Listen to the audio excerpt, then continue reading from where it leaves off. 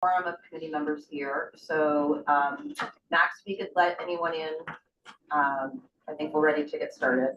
Sounds good. Also letting you know that oh good, Alberto is here, and then also I saw Kleiman is here as well. So and Doug is joining online. So we're all set.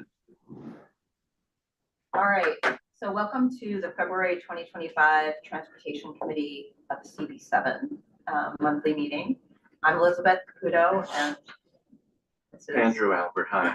And it's not February 25th, it's February of 2025. February 25, right. 2025. And Doug is here. Okay. Okay, well, we can just go quickly. Thanks to members of the community for being here. We're on the table, and those who are virtual can just say that they're members of the committee. J.A. Ken Coughlin, member of the committee. Howard Yaruss. Sofia, Vala. And who's dialing in? Doug Kleiman, member of the committee. Okay, great. And then from the community, if anyone wants to announce themselves, who they are. Sure, Felix Asenko from West 102nd Street. Oh, and Carey's here. Yeah. Erica Puro, West 78. Hello, Class, West 77. 78, Street of the Upper West Side. Jerry Rosenblum, West 72nd. Okay. What else do you want? No, just that you're. You're just Nadine. Yeah. Like Cher, huh? Okay. So it's nice to meet all of you. We meet the second Tuesday of every month, generally speaking, to discuss relevant issues to the neighborhood on transportation. So we're happy to have you all here. We have two, I guess before we begin, we should vote to adopt the agenda. So we have a second. Could I just say good evening and that I am here so you know I'm not lurking, but actually here listening. Thanks so much, Elizabeth. And Colleen, maybe you want to introduce yourself as well. You're on mute, Colleen. You're muted. Hi, everyone. Good evening. I'm Colleen Chattergoon, Senior Borough Planner at the New York City Department of Transportation. And Alberto. Hey, good evening, everyone. Alberto Roldan, Assistant Director of Government Relations here at New York City Transit, MTA. Great. All right. So we have, I guess, everyone approves the agenda. Yep. Okay. We're good. And we have two items tonight. Andrew, you want to introduce the first one? Sure. The first one is Alberto Roldan, as you heard from New York City Transit, is going to give everybody an update on OMNY. And several members, senior folks, have spoken to me about how difficult they're finding it to convert to the senior OMNY card. There are instructions when the new card is mailed to everybody. Not everybody understands how it works. So Alberto, take it away.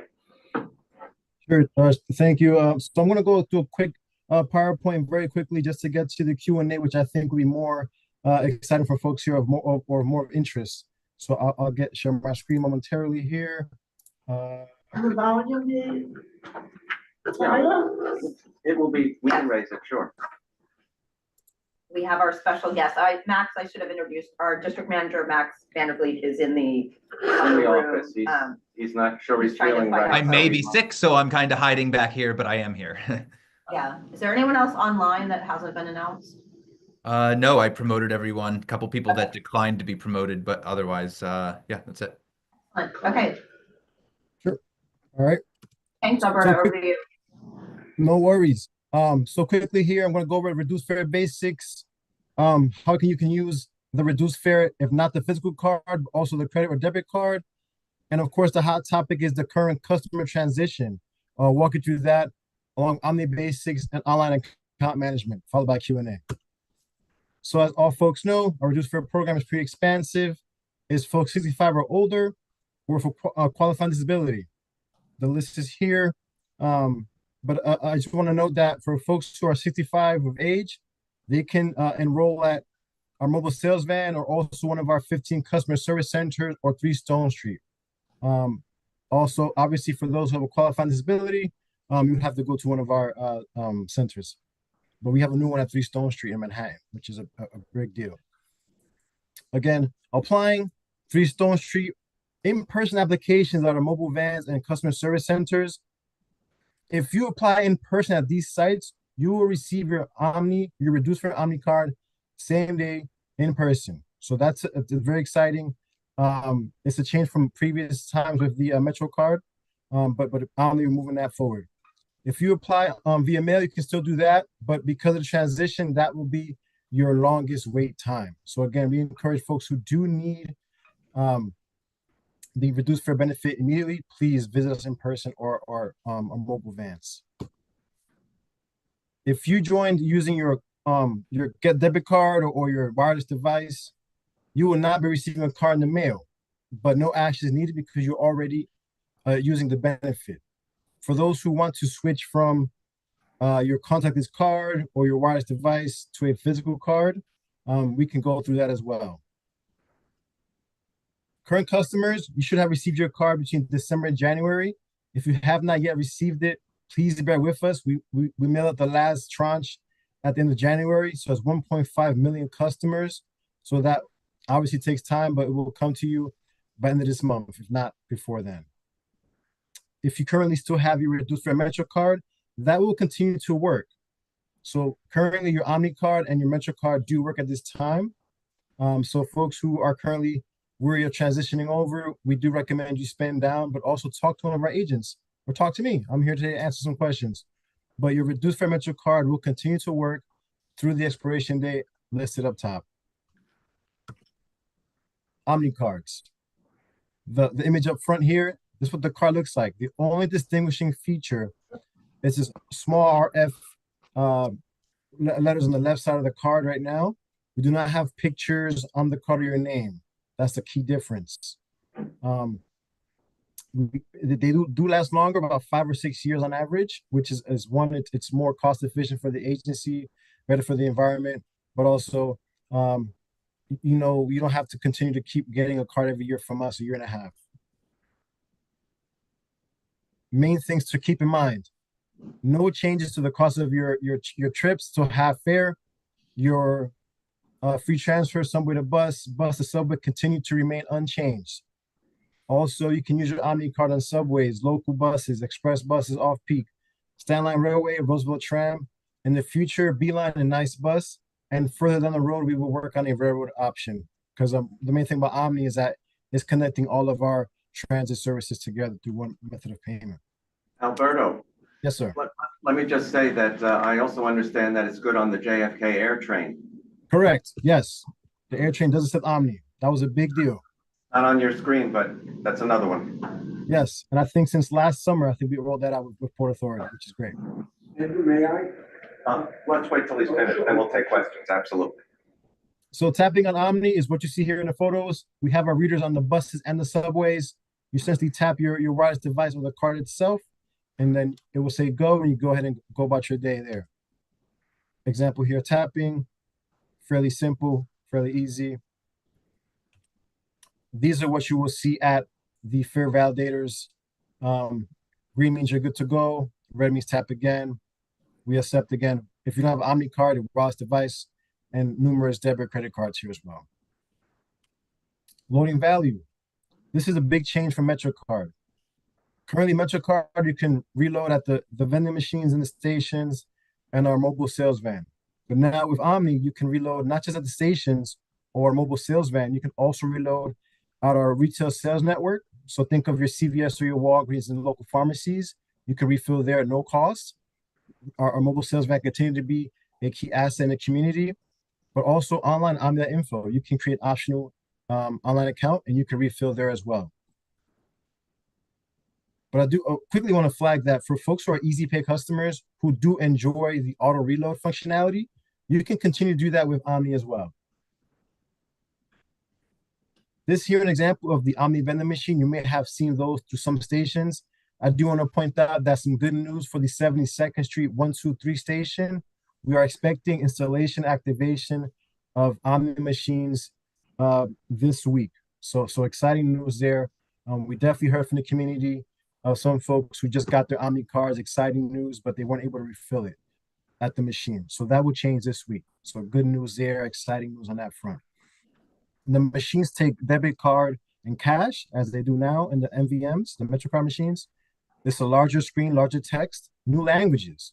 So Title VI, and also audio assistance as well.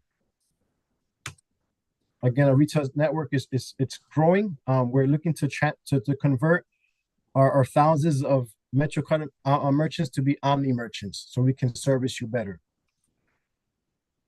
Mobile sales will continue to be an option.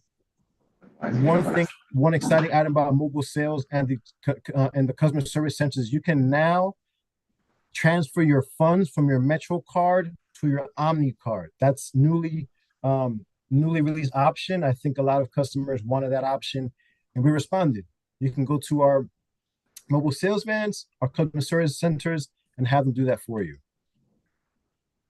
Our Omni call center is also available to answer any specific questions you have, including setting up the auto reload or any general questions. And I will share this information after the presentation as well. One big benefit is fare capping. Essentially, if you tap 12 times in 7 days, you earn free rides for the rest of that period. So you'll spend no more than $17 for a reduced fare, folks, in that week. Again, online account optional, but it can help you track your free ride status. You can skip the lines to reload your card. You can also set up the automatic refills like Easy Pay. If you lose your card, you can freeze it if you lose it or if it's stolen. Again, this is information that can help. I do want to emphasize our in-person centers at 3 Stone Street, our 15 customer service centers, and also our mobile vans. I'll leave it to Q&A now. Let me just say that another benefit of Omni is you don't have to worry about your stripe on your card wearing out or getting scratched or something. Plus, if you're riding a bus, it is so much more quick to board with a tap than it is to wait for the thing to digest your Metro card and spit it back up to you. So one of the new things we're going to do tonight for the committee is start with community public comments, questions to the speaker. So we'd like to offer that up to anyone who's in the room first if there are questions. So could you introduce yourself? Jerry Rosenblum, West 72nd Street. I was one of the first people, I don't remember when or how, to put my Omni on my phone. I had seen everybody walking through. I found out you could use it as a senior, and it turned out to be absolutely terrific. When I go on the subway, the chances are my phone is in my hand anyway, because that's what we all do when we're on the train, and it's just wonderful. So I did that months ago. I wanted to do it for my wife. Somehow I managed to mess it up, and it was working, but she was paying full fare. So we were told that we had to wait till after February and go down to Penn Station or something. Today, we did that, and it turned out we had to go to Times Square to do it. One of the customer service centers. Customer service center, and they successfully managed to do what I didn't do. It's on the phone. They also mentioned that we couldn't transfer the remaining balance on the senior card. It was no big deal because it was very, very little, but I just wanted to mention that. And the only other comment I'll make is that I'm starting to use the ferry. And it's $1.45 also for seniors, but you can't, just tap it. You can't use your phone. You've got to use the ferry. It would be nice for seniors if we could just do that without having to go to the ticket thing and buy a ticket or anything else.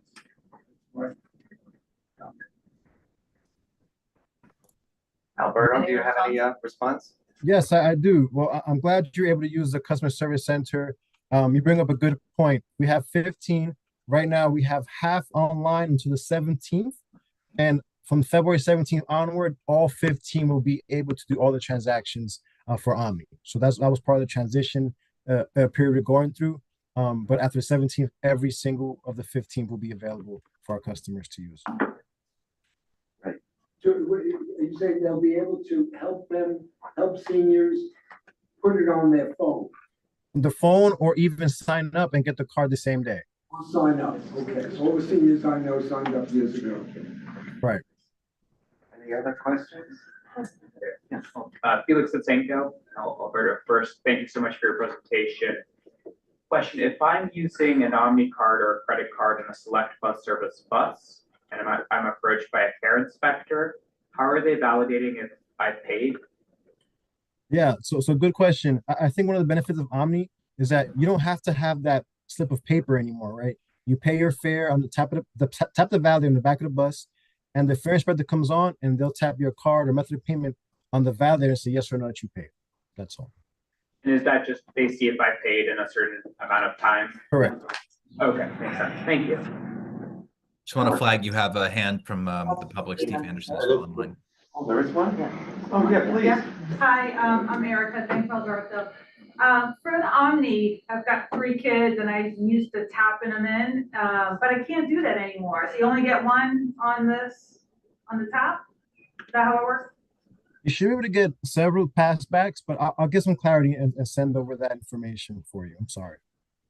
We found a hack for that, Oh, yeah? which is to go 2 or 3 Down? down, and it Oh. works. Yeah, because it definitely doesn't work You anymore. mean It different used to. turnstiles? Different turnstile, yeah, it doesn't work at the same one, same with us, we used to Okay. just tap tap. Yeah, Now we okay. have to- Good. Any other community or online community? There's somebody online. I think. Yep, online community questions? No? Steve Anderson, go ahead. Yes. Okay, thanks, everybody. Hey, Alberto, got a question for you. You've got all these people in the stations, customer service people. The biggest customer service issue that many of us have is about using these tools. Why can't we consult with those people? Why can't those people in the booths who aren't really giving too many maps out anymore? Okay, why can't we talk to them and figure out these things? A lot of seniors have asked me about going down to Stone Street. Where's Stone Street? Okay, so how about trying to get them involved and being able to service people who are using the system? Yeah, so Steve, fair question. All of our station agents have been trained on Omni, so they should be able to reach out to them and assist our customers. If you're seeing a station that doesn't have that training or weren't helped enough, let me know, and I can definitely help resolve that for you. But all of our station agents have been trained. It would be good to let travelers know that if you've got an Omni problem, here's a place to get an answer. That would take a little signage, but it might be good as opposed to me hearing you've got to go to Penn Station or Times Square or Stone Street. Just go to your subway station, and if you've got someone there, you know, you can get some help that way. That might be a good thing. Sure. And there are 15 customer service centers now, so they're all over the place. They really are. It's not, you don't have to go downtown. Howard. I'm not sure I understand what the purpose of the Omni card is, given that you could use a credit card. Is this essentially for people who don't have credit cards? I just don't understand. It could be for folks who prefer having a physical card. Some folks who do not have. A credit card is a physical card.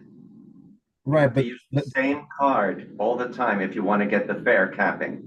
Right. Okay, but you have to use the Omni card all the time if you want to get the fare And, capping. well, some folks have a preference. Too. So what's the point of the Omni card if the credit card People gives that want a card. And your phone could die. Oh, they don't Oh, want. no, a credit card works. They don't want somebody to steal their Right. credit card. They want to use the Omni Yeah. card. And some Oh, folks trying to don't. check doesn't work on a credit card? No, That's credit interesting. card. Not we everyone also has credit cards that are low income or things like correct. that, so it's more accessible. Right, we have a lot of unbanked customers. I get commuter benefits, so I have a credit card through my work that gives me. Okay, that's the answer. Yeah, I was just wondering. I didn't know that. That would be a reason. That's a reason. Yeah. Yeah, there's unbanked customers as well throughout the system, throughout the city. So bringing accessibility to customers, that's a big deal. Andrew. So I don't know if it's just me and my wife, I was an early adopter using Omni, but I found that it would work fine, it would be great, and then all of a sudden I would go to tap and I forget what the error message is, and it wouldn't work. And then sometimes it would work and then it would stop. I tried changing cards. Did you try changing turnstiles? I've tried everything. I mean, I've gone to, 1, 2, 3. And I've stopped using it. I just went back to a Metro card. I would like to go back, but it just became like, I don't know, a glitch. So I don't know if it was our phone. I had asked someone in the turnstile, or not in terms of, in the booth, and they didn't really know. Is that something that you've heard? Or we have the occasional like error message, but nothing to that extent where there wasn't work for the customer. But I'll walk that back for our operations folks, see what the story is. Thank you. Just a point. I found that, the only time I have trouble is if I do it too quickly after the person in front of me is like, you have to wait a second or two for it to re-register. Yeah, I was also gonna mention that you can get Omni on a credit card. And I've had a couple of scary experiences where I got the red light. And just the other day I got it, but then it let me through. So, and then one time I think there was a big glitch in the system about a month or two ago, and a lot of people got blocked, but that got worked out. I was just wondering if you have a credit card, what's the answer to Felix's question about SPS buses? How you prove you paid? Oh, for SBS buses, our Eagle team has fare validators. You tap your credit card or Omni card, and it will show them that you did in fact pay. Yeah, you can check payment on a credit card or the Omni card. That's amazing. Yeah. Okay. I wish there were more checkers. Is that like Elon Musk having access to? Hopefully not. Thank you very much for making the presentation today. So many credit cards can be added to mobile wallets so that you're able to use a smart device, a phone, or a watch just to tap those at terminals. Omni cards, though, for the moment, can't be added to those devices. Are there plans to support that, especially since there's going to be an Omni card account in the background? And if so, do you have a sense of what the timeline for rolling out that functionality might be? Yeah, so the specific, like an app you're saying, something like that for Omni? Not necessarily an app, but just the ability to add your Omni card to a mobile wallet. Yeah, so that's something that's under discussion right now. We don't really have a timeline of that being the specific card itself, not at this time, but it's something we're discussing. Thank you. I have an administrative question. So some people may use a credit card, a business credit card, for some of their travel. And if you have to like reconcile your credit card at the end of the month and you have, 30 Subway, taps on it, it's just like a pain if you use QuickBooks. And then you have to go in and like 30, MTA Subway and do it. Is there a way to just have like at the end of the month, a tally in one payment? Yeah. On a credit card statement, so it's much more reduces the administrative burden. Yeah, this might help you out. So if you make an online account and you register all the cards you have, and then you use that specific business card, you can go online and print out that monthly usage or whatnot for you. Or will it be like one lump? I don't know, like one lump payment.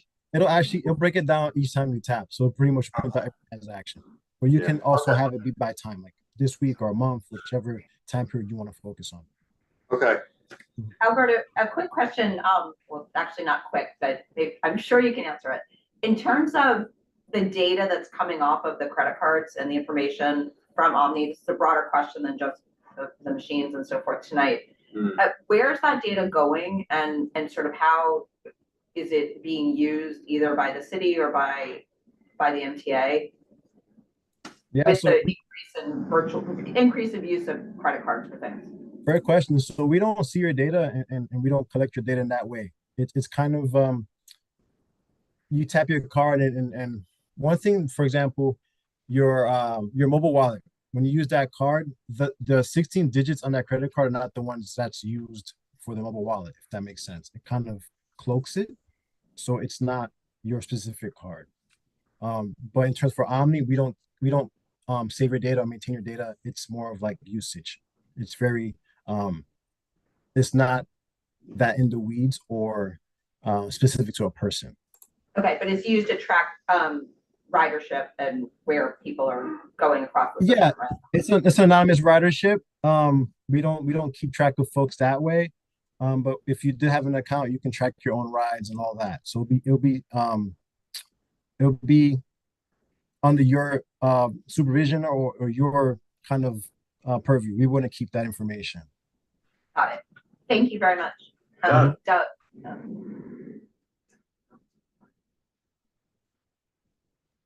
Sorry, I'm actually just getting out right by the district office. The question I had was, if this was already discussed, please forgive me. But so I'm currently using Apple Pay through my iPhone connected to an American Express.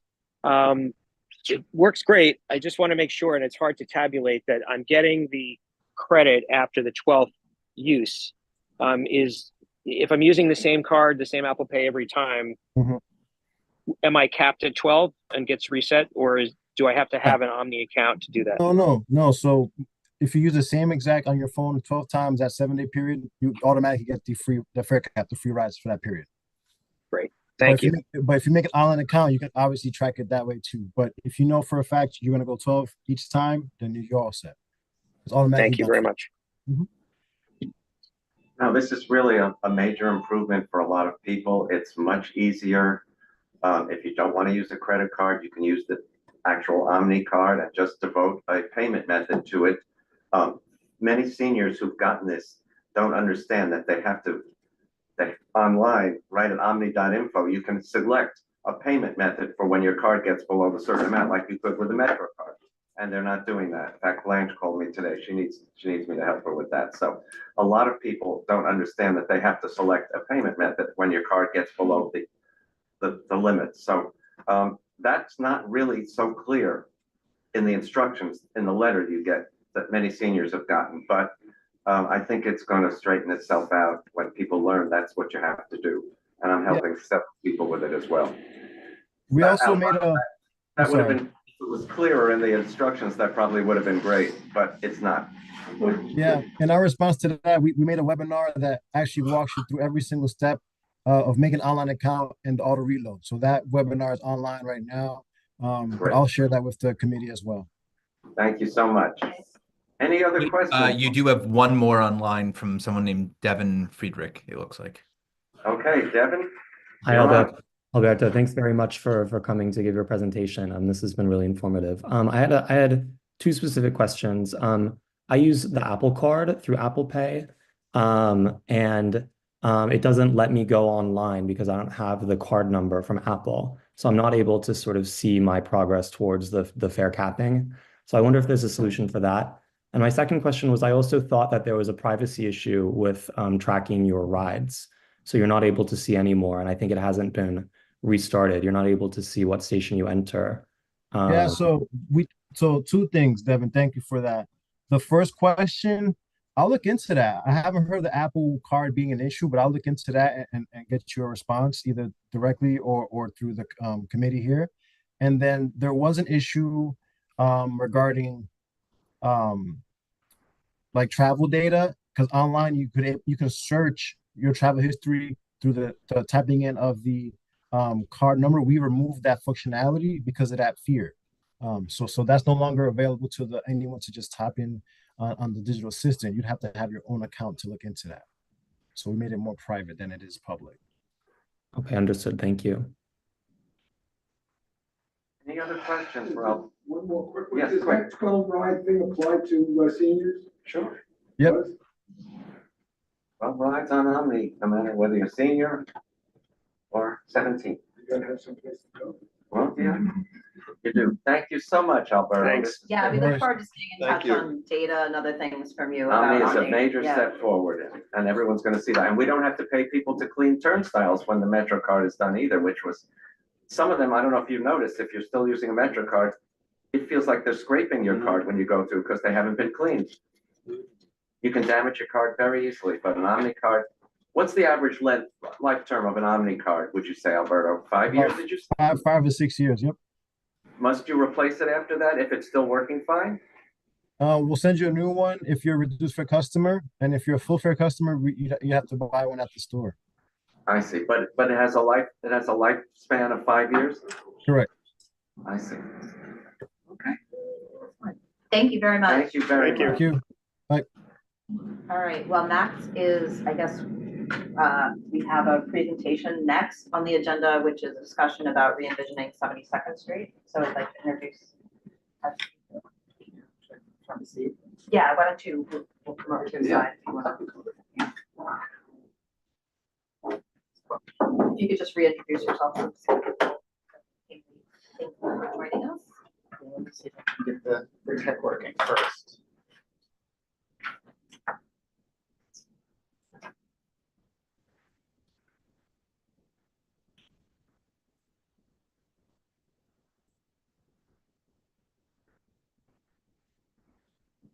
It's working. Good, Max? Sorry, I was on mute. Looks good on my end.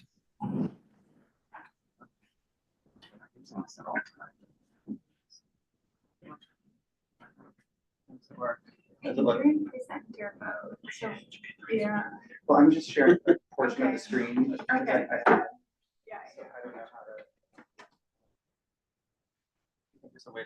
Max, can we get Carl's presentation more centered on the screen, or should I turn on the other screen? Oh, I can't quite see what it's like in there. You could, let me think here. You might be able to. You know, Max, I can send you a link, and if it's not too annoying for me to tell you I think that would be for the next slide. I'm actually doing things on my laptop myself right now, actually. But yeah, we could maybe do that. Just let me think here. I think I just won't be able to send Okay, you notes. yeah. I've run into this with No, some in the past. yeah. It's hang on one sec, because I can like almost see like the screen in my corner view here. You could it would actually, can you share it from the laptop in the conference room, like the one sitting there on the table? Could I send it to one of the committee members here? Yeah, that's fine. If someone has a laptop, yeah. It's coming from Sofia, Max. While we're waiting, Colleen, we're just wanted to let you know we've finalized our letter, which is on its way to you, about the left turn intersections. So wanted just to make sure while you're on the call, you knew that. I don't know if there's anything pressing you want to address in a couple of minutes while they're waiting to get set up. If not, we'll just wait and then. So I'm I don't know. on my end. I'm trying to help Gail Brewer troubleshoot to get in herself. Okay. Colleen, is there anything like this month from your end that we need to be aware of? No, not at the moment, no. Okay, thank you. Look forward to talking with you this month. Yes.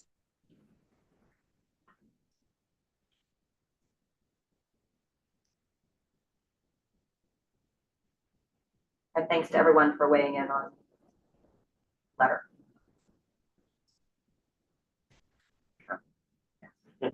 I'm sure we'll get a response almost immediately. Hi, I'm just curious, where on the agenda is the issue that I saw here about the handicaps, the public hearing? Is that, about 135 West 70th Street? 72nd, yeah. This is on re-envisioning 72nd Street tonight. When is it on this agenda? Gail's joining right now. There's on the agenda. Is this the public already. hearing meeting? No. Let's start with that. Yes, they're, yeah, right there. Public hearing. Well, this is a public It's item number 3 on the agenda, which is discussion of re-envisioning West. Yeah, that I see, but not what Lady said. No, you're saying 72nd Street and not, there was an item 135 West. 135 West 70th. I thought it was 70th, maybe it was 72nd. I thought it was 70th also.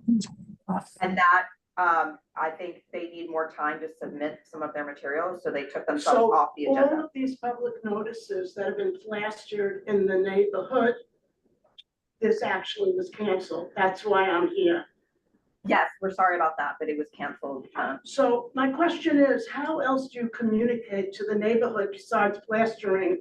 We published an agenda that's online, so you should be able to see what the current agenda is online for the meeting. The posting? I just want to see what you're. Doug, there was an item on the agenda that the board office had on and then has since removed in the last week due to the applicant. You should wanting check to the That's city why center I'm website. here. Okay, I'm sorry about that. But this is interesting. Okay, please stay. We'd love to. Yeah, have you because stay. I wanted, yeah, There's a lot of activity in your neighborhood and the 72nd Street discussion will. yeah, there's a lot of nightmares going on. Okay, thank you for joining us. Anyone? Working on it. I mean, Carl, when you had it up, it was partially on the screen. We could make it the whole screen, I think. Yeah, I'm not sure how to do that. on my end. Okay. Yeah, I'm trying to think myself. Where, whose computer is it on right now, actually? Sophia's going to try to pull it up here. She's just having a Zoom issue. Hang Go on. back.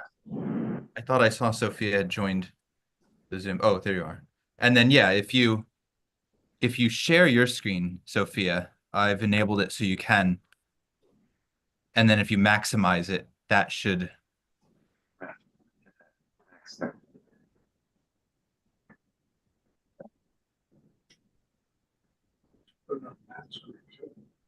Yeah, I would love to. I'll turn. Okay, and then maximize. There we go. We did it. All right. Yeah, okay, I'll just do these for, I'll do a two for here. We'll see if this one will. I've done this before, I have like two, okay. Ready. Okay, so to reintroduce myself, my name is Carl Mahaney, and I direct Streetopia Upper West Side. We're a livable streets advocacy initiative, and we see our streets as invaluable social and economic assets in the neighborhood and in the city, and as places where people in public life should thrive. And last year, we introduced a campaign to reimagine West 72nd Street. And we've given it a lot of thought, and I'm going to go through it in some detail. But first, let's define what a complete street is. So complete I'm really streets. sorry to interrupt, but is there a way to move the microphones closer to Carl? Because people online might not be able to hear very well. I apologize for interrupting. Speak louder as well. It won't move from there, but I just turned it around. I can It might be project better now. No, that's perfect. Sorry about that. Thanks. Thanks for flagging that, Nicole. So complete streets enable safe and comfortable access for everyone who needs to use them, regardless of age or ability. And this includes pedestrians, bicyclists, transit riders, and those needing vehicles. And it does presume some priorities. This mobility hierarchy on the screen takes into account the vulnerability of those using the street, as well as their impact on other users, and also on infrastructure and on the environment.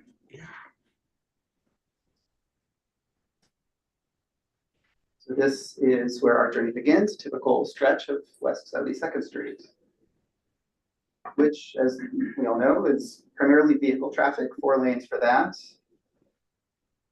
And then 2 curb lanes was predominantly parking. And we'll look at some numbers in a second, a survey we did of the curb lane. And we're wondering if it could look something more like this. Something that reflects that complete streets objective that we talked about and keeps that mobility hierarchy in mind. And we'll walk through some of the elements that make this complete street and how they fit together. So let's start by thinking about what's there now. So these are 5 things that came off the top of my head, but I'm sure you all have your own list too, but there's lots of space. I think we can all agree on that. A lot of parking. The sidewalks can be quite crowded, depends on where you are, but some spots are quite pitched. As a pedestrian, there's a lack of seating and often a lack of shade, certainly if you're on the north side of the street in the summer. On a cloudy day, there's plenty of shade. That is true.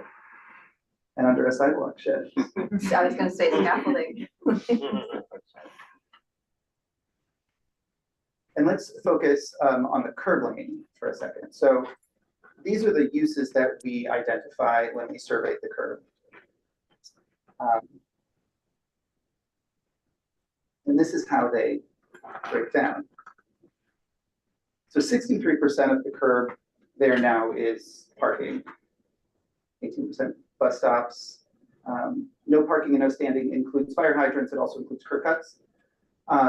And then everything else, all of the rest of those other uses that are there are crammed into that 6%. And when we look at just the parking number, this is for the whole corridor from Central Park West to Riverside Drive.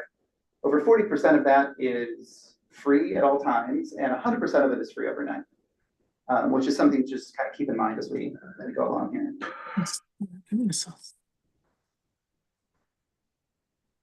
So let's look at the roadway, the curb to curb space. So again, some things off the top of my head, but I think we could all come up with ways to describe this, but 1950s priorities is something that comes to mind. It's really car centric. There's a lot of double parking. It effectively acts as a 2-lane road for much of it at the moment. Buses are at the mercy of traffic. There's no bus lane and there's no bike lane, despite the fact that 72nd Street is the only place right now that you can cross the park. Exactly, and we've asked for that years ago. Yep, it's in here. Yep. So looking at the distribution of that road space, when we consider the vehicle lanes are not accommodating buses or bicycles in any meaningful way, fully 88% of the roadway is prioritized for motor vehicles. And again, just to reiterate, cyclists have to mix with vehicles. There's nothing to protect cyclists, which means that anybody who is a less confident cyclist is really prohibited altogether from using it. And buses are at the mercy of traffic and that double parking that we identified. So we look at who's using the street, bus riders. There are 3 bus lines. Those lines carry, I think these are 2023 numbers, what I was able to download, but they carry 4 million annual riders. The lines do, not that stretch, but it's a part of that network. MCB7 has some of the lowest bus speeds in the city. No dedicated lanes on 72nd Street. We now have 1 bus lane on the Upper West Side, 96th Street, which is very exciting. And another thing you'll notice is a lack of bus shelters. You can see it here in that photo on the top. And with people on wheels. So despite the fact that that there are no bike lanes, people are using it every day.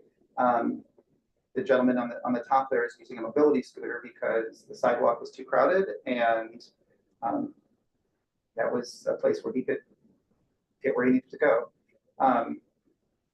In the entire district, there is an incomplete bike network. This is a key piece to sort of building that network.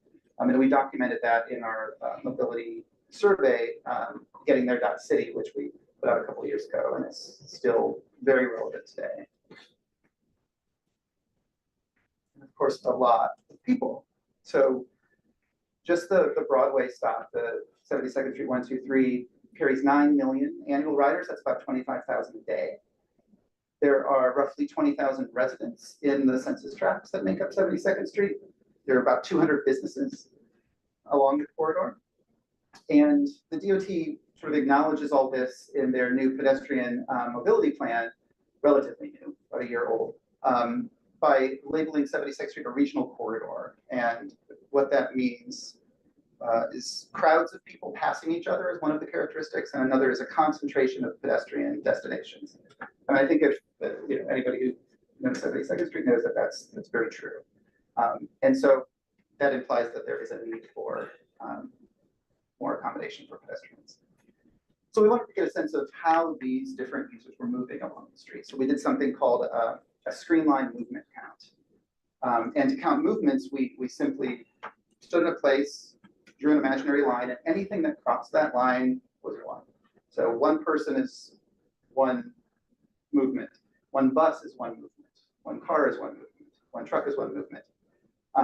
And that's the breakdown. So 2/3 of the movements that we saw were pedestrians. The fact that you have 1% for buses shows the M72 is not frequent enough. Absolutely. And it gets interesting when we apply sort of a number of people to a car and a bus. So we use 25 people per bus based on some data we were able to gather. We took a guess, and 1.25 people per vehicle. You see that 1% translates to 1/4 of the movements along the corridor. So more frequent buses would mean moving even more people. Yeah. And I think it's interesting to note too that even though there is no accommodation whatsoever for cycling, because it connects those 2 parks so readily, there's still 7% of people that we counted were using 72nd Street to get where they needed to go on a bike. And of course, this is common. Sofia, as a planner, knows this diagram very well. This is from NACTO, but we know that private motor vehicles are not efficient ways to move people especially in a dense urban environment. And that is the space right now is predominantly devoted to that, where these other uses are a much more efficient use of that space. And let's look at one more metric to illustrate this, and then we'll get off the numbers for a bit. Traffic. So in this case, we're measuring traffic by vehicle miles traveled, or VMT, which is simply a measure of all the miles driven within a specified area in a certain time frame. And in this case, the area is the census blocks that make up 72nd Street. And the time frame is a typical day in the spring of 2024, which was the data that we could get our hands on.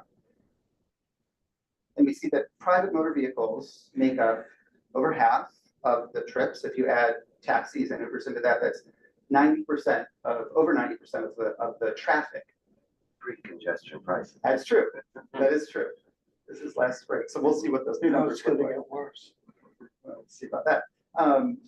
But only 10% or less than 10% of the trips were freight, which I thought was kind of interesting. Commercial vehicles and freight.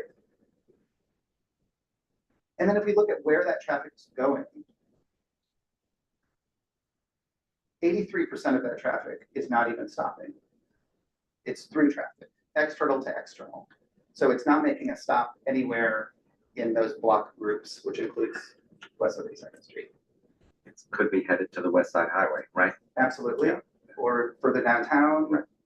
And the data again is from where?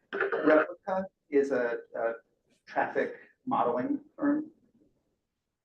Their municipalities use it. We have access to it as a nonprofit. And then if we had traffic cams, we could trace where, by license plate, where a lot of these vehicles are going, in what direction and everything. For sure. And I think we can actually get that data through Replica. It's cumbersome and it takes a little bit of doing, but it would be interesting to look at. Sure would. If you can do it by zip code, any way that you can break down a geography, you can see the destination. As long as the license plate isn't obscured. So I think in this case, they're kind of like building a model, but yes. So they kind of get around that issue. But when we look at the different modes of travel, they all are roughly that 80%, including freight and commercial vehicles. So when you mention commercial vehicles, are you speaking about buses as well? No, so No. buses is not included in Not the replica included, data okay. for VMT. I asked them about that and they simply said it's not included. Okay. Okay, and we get to the Greenway. So one of the things that has been on the table for a while now, and is currently, maybe Colleen can confirm or deny this, but I believe DOT is currently looking at a bike lane on West 72nd Street, which is sorely needed. The Hudson River Greenway and the Loop in Central Park are two of the most heavily used greenways in the country, over 6 million annual trips. It's car-free, and it's a place where everybody can ride a bike because there are no cars and it's wide, and it really is enabling infrastructure. It allows people to get on a bike where otherwise they maybe wouldn't be able to do it. And they do it for all sorts of reasons, for transportation, recreation, to get where they're going. There's some language from the resolution.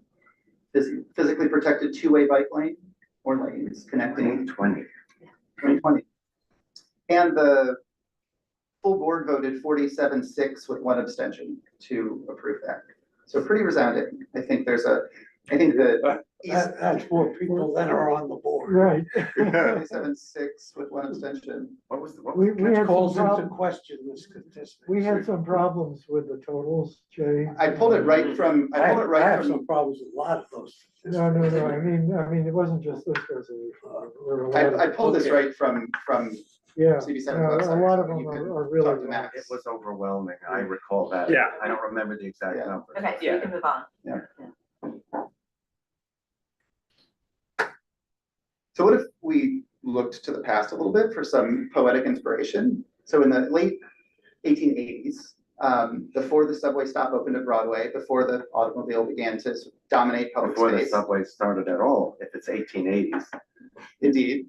1904 was the first. Indeed. But West 72nd Street was considered a park thoroughfare.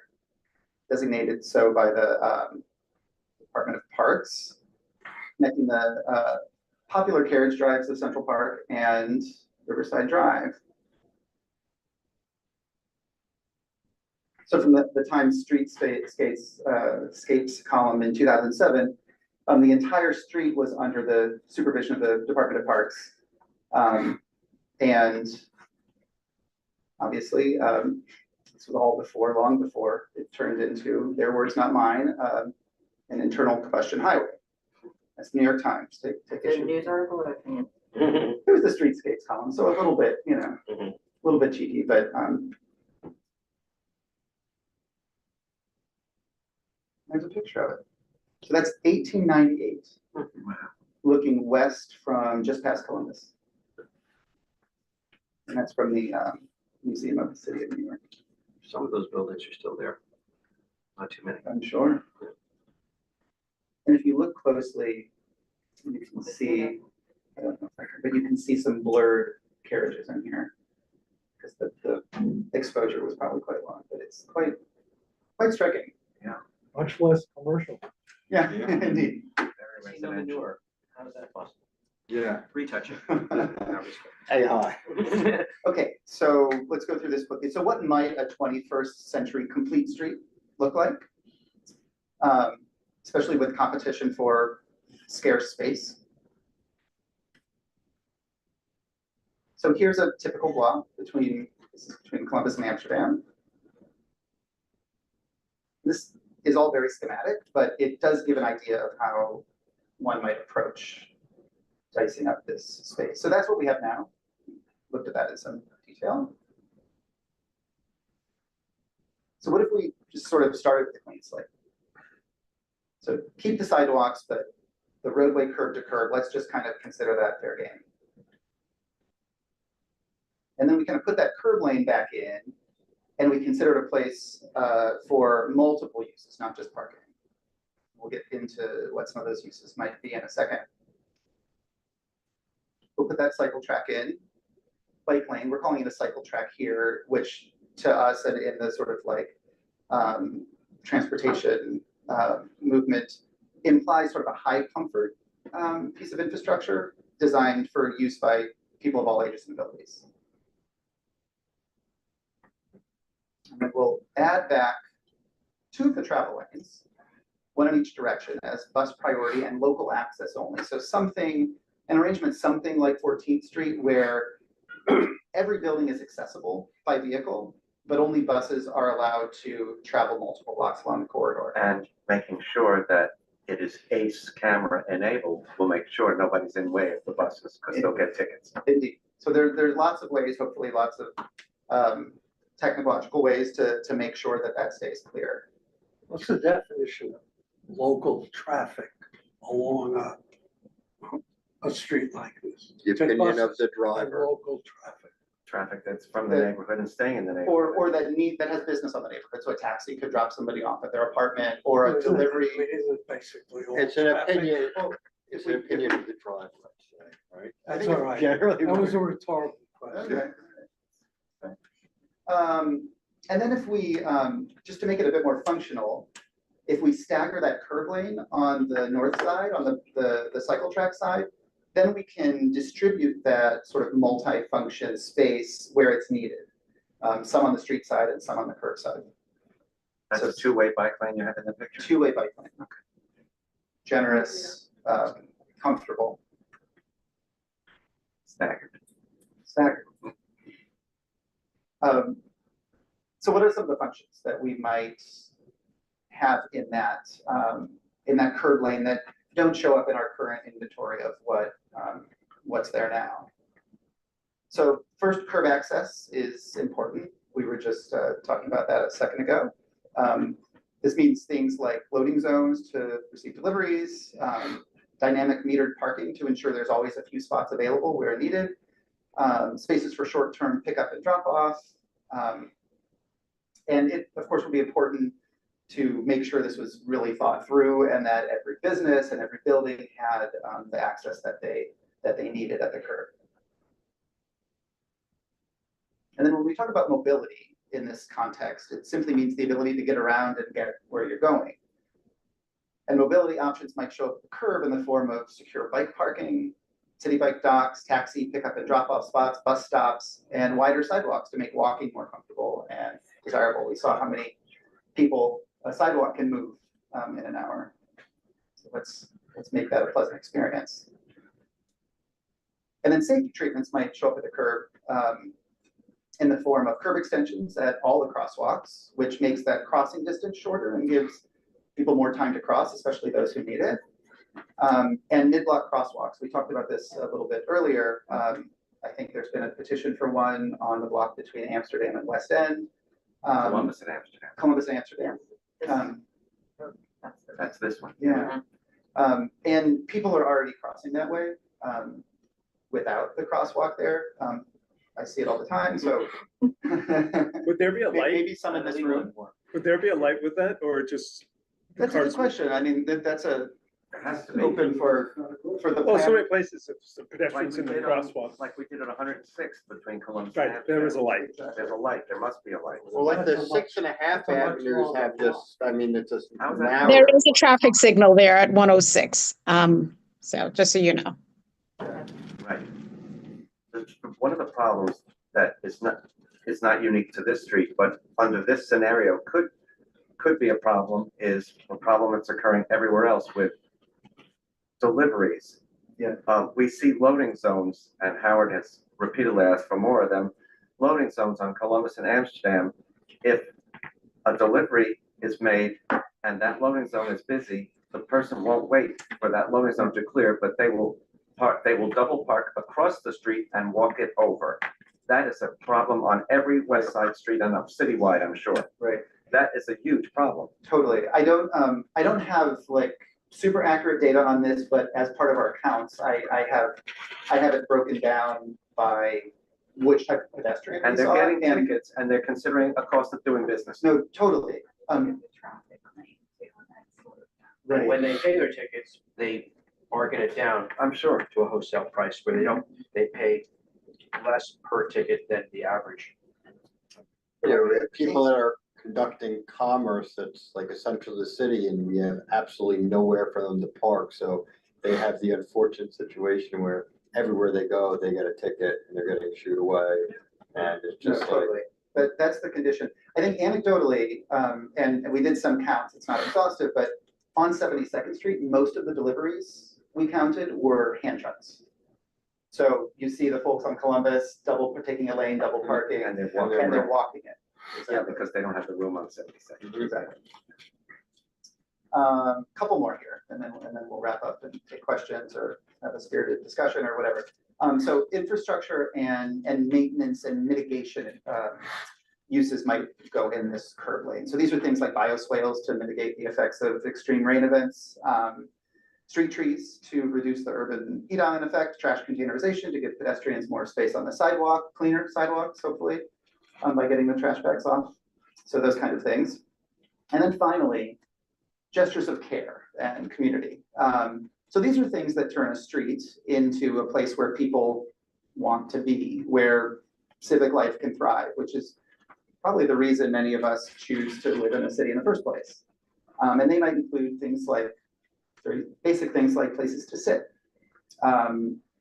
wider sidewalks that allow you to stop easily and visit with a neighbor and not be in someone's way. Trees, again, but in this case, they create shade and comfort. And then also outdoor dining, which adds a vitality and a human scale and a human quality. I mean, I would like that to the proceedings. So these are all tools that DOT currently uses across the city. Colleen can vouch for that, I'm sure, and including right here on the Upper West Side. And they're all in, or many of them are in, the DOT's Curb Management Action Plan, which was kind of the blueprint for the Smart Curbs pilot that was done right here on the Upper West Side that included a stretch of 72nd Street between Broadway, on the north side between Broadway and Central Park West.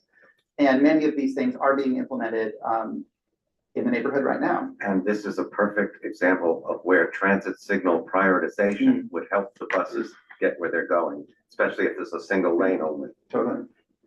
Good point.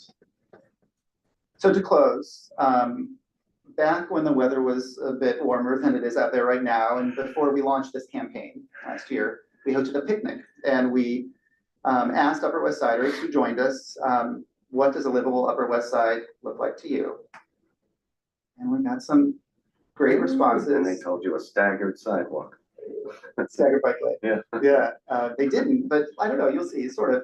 So bus and bike lanes came up a lot. Planters, water fountains, benches,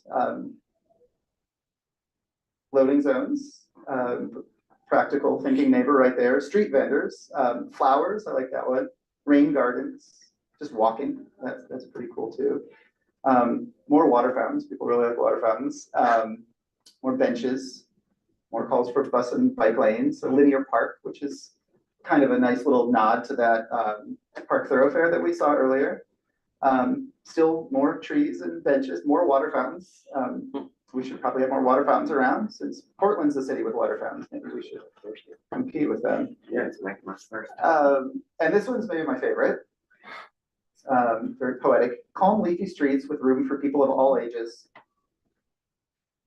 More space to get around and just exist, which is, as an advocate, as a parent, as a former architect, that's a pretty good distillation of what a livable street is, and those principles that we laid out at the beginning of this presentation.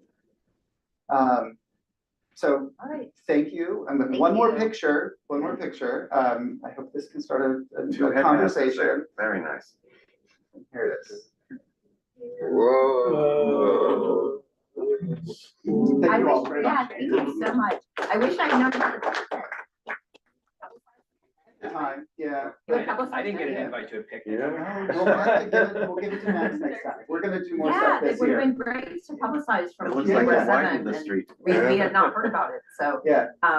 That's great. So, for Q&A, we wanted to start again with the members of the community who are in person and online. Before we do that, just, we are joined by our council member, Gail Brewer, who's on. I don't know if she has anything she wants to say, otherwise we'll go to the community first, who's in the room. I should say, we did present this to Gail last year, and had a great time talking about it. Gail had a lot of great feedback.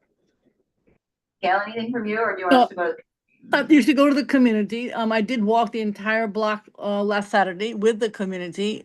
We talked to all the storekeepers. Just so you know, one of the things they want now, which fits a little bit, is trash cans in the middle of the block between Columbus and Amsterdam. And they would like a light, which you brought up, traffic light, because it's such a long block. Now, how that all fits in, I know you'll be working with them. They're working so hard on this block. I have to tell you, they're out every single weekend, cleaning. And they had a, discount for every single store on the block. Had the sign up saying, we work with the block association and you can get a discount. So I'm just saying that it's a great group to work with. So thank you. Thanks, Gail. Questions or comments from the community members here? A member of that block association, and one who has a long-standing friendship with Carl. He made a presentation of this in the lobby of Mayfair Towers a year or so ago. Well received. I love the idea. Where we have discussed my pyramid, and a few people here have heard me use the expression goods and services. I think the peak of my pyramid is getting goods and services. People can't live in a city if they don't get their Cheerios, if they don't get their painter, their plumber, their furniture moved in. And if you live on my block, I live on 72nd between Central West and Columbus. On any day morning, it is entirely trucks, double parked. Some of them are contractors there for a few hours, but with 500 apartments in my building, 300 in the Majestic, 200 in the Alc, there's 1,500, 2,000 apartments. There isn't a week where 3 people aren't moving in and moving out. Those trucks are there all day, the better part of the day. I think that I've been talking with Carl about thinking outside the box. I did mention to him an idea I had years ago, which is to take the 72nd Street bus and move it to 73rd and 71st in each direction. So it's not competing. But set that aside. The general idea is fantastic, but we've got to figure out a way. The other thing about 72nd Street is it's dramatically different. It's high-rise apartment houses with enormous amounts of apartments on both extreme ends, the West End and the Columbus to Central Park West End. And then it's a commercial street with low-rise buildings. Those delivery trucks can be controlled. Merchants can be told deliveries are only in the morning or only in certain times of the day. But I would think that what I would like to see come first is the elimination of parking on West 72nd Street, so that the bike lane can be put in and so the deliveries can be made. And of course, that has to be regulated and supervised so that they're not there all day long. The guy in the retail store feeds the meter kind of thing, and the cars parked there all day. But a small step that would sort of like acclimate the community. Remember, we used to our street being closed for Inflation Day, the parade, the marathon, and a whole bunch of other reasons. And it's actually pretty nice when it's closed. Japan Day. Japan Day over the years. Japan Day is 69. When he said Inflation Day, all I could think of was this money's not going as far as it used to be. Yeah, right. Right. Inflation Day used to be for insiders in the evening. Then it became 5 o'clock. Then it became 3 o'clock. Now it's the night before they close the street. But in any case, how would you feel about, Carl, creating an interim plan?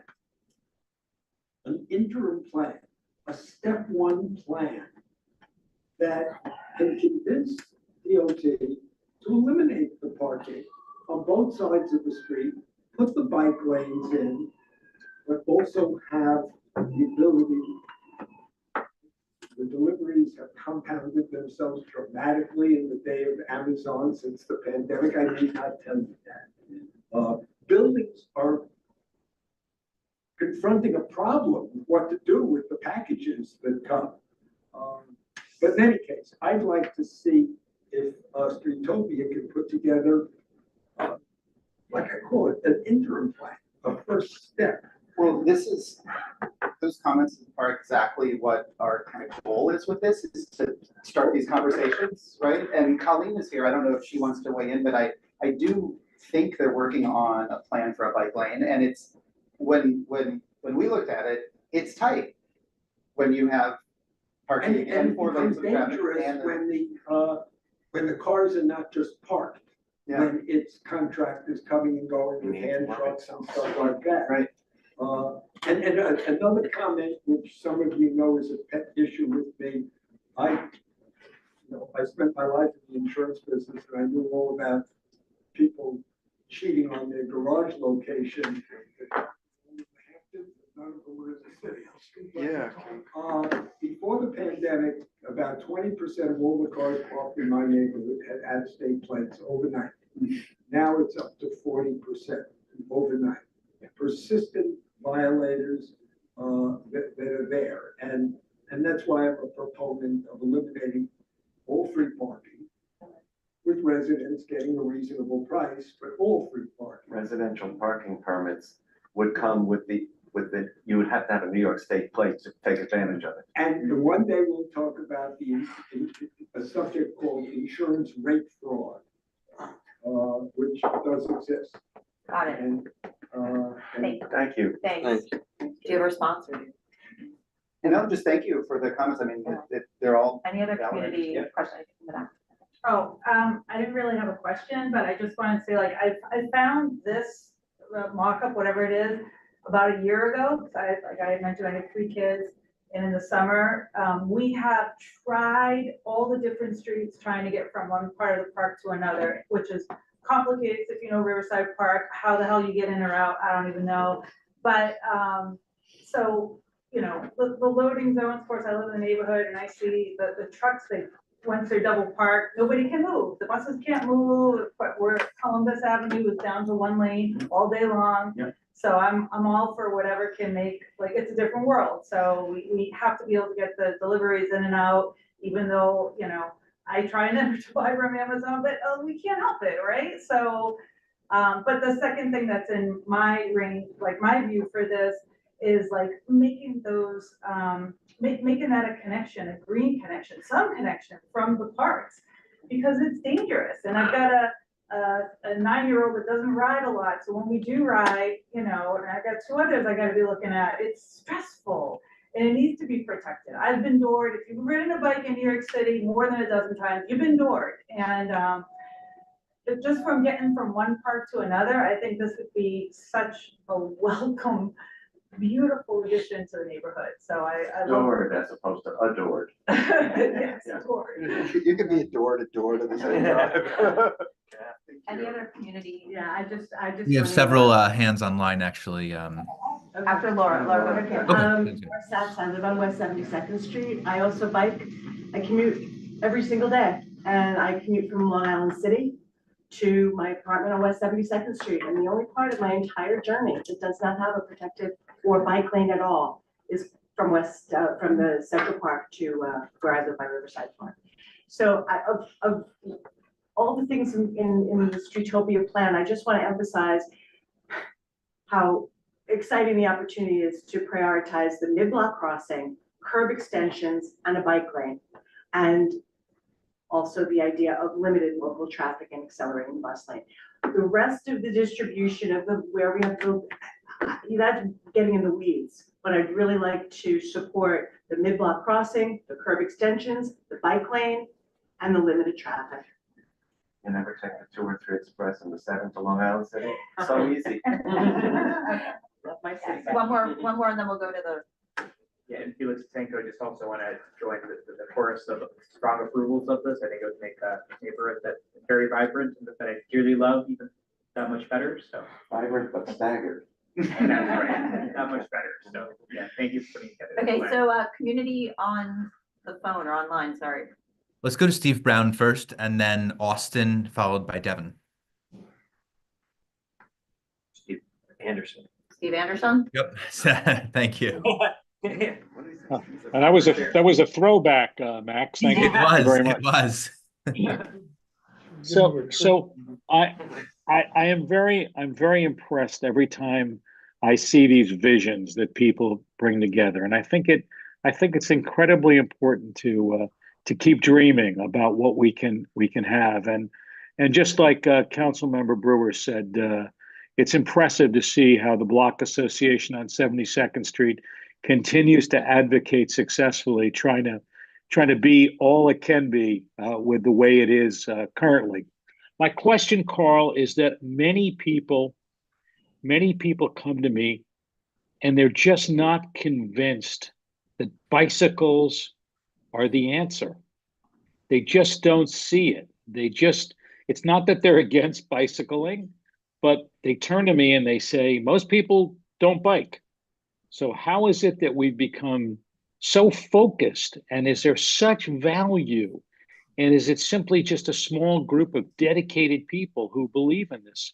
So I think it's important to talk about the value and significance of transformation that has bicycles at the heart of it. And I think it's an important issue because many are not yet buying in to the importance of this as a feature in our transportation system, and in fact, see it as disruptive, dangerous, and problematic moving forward.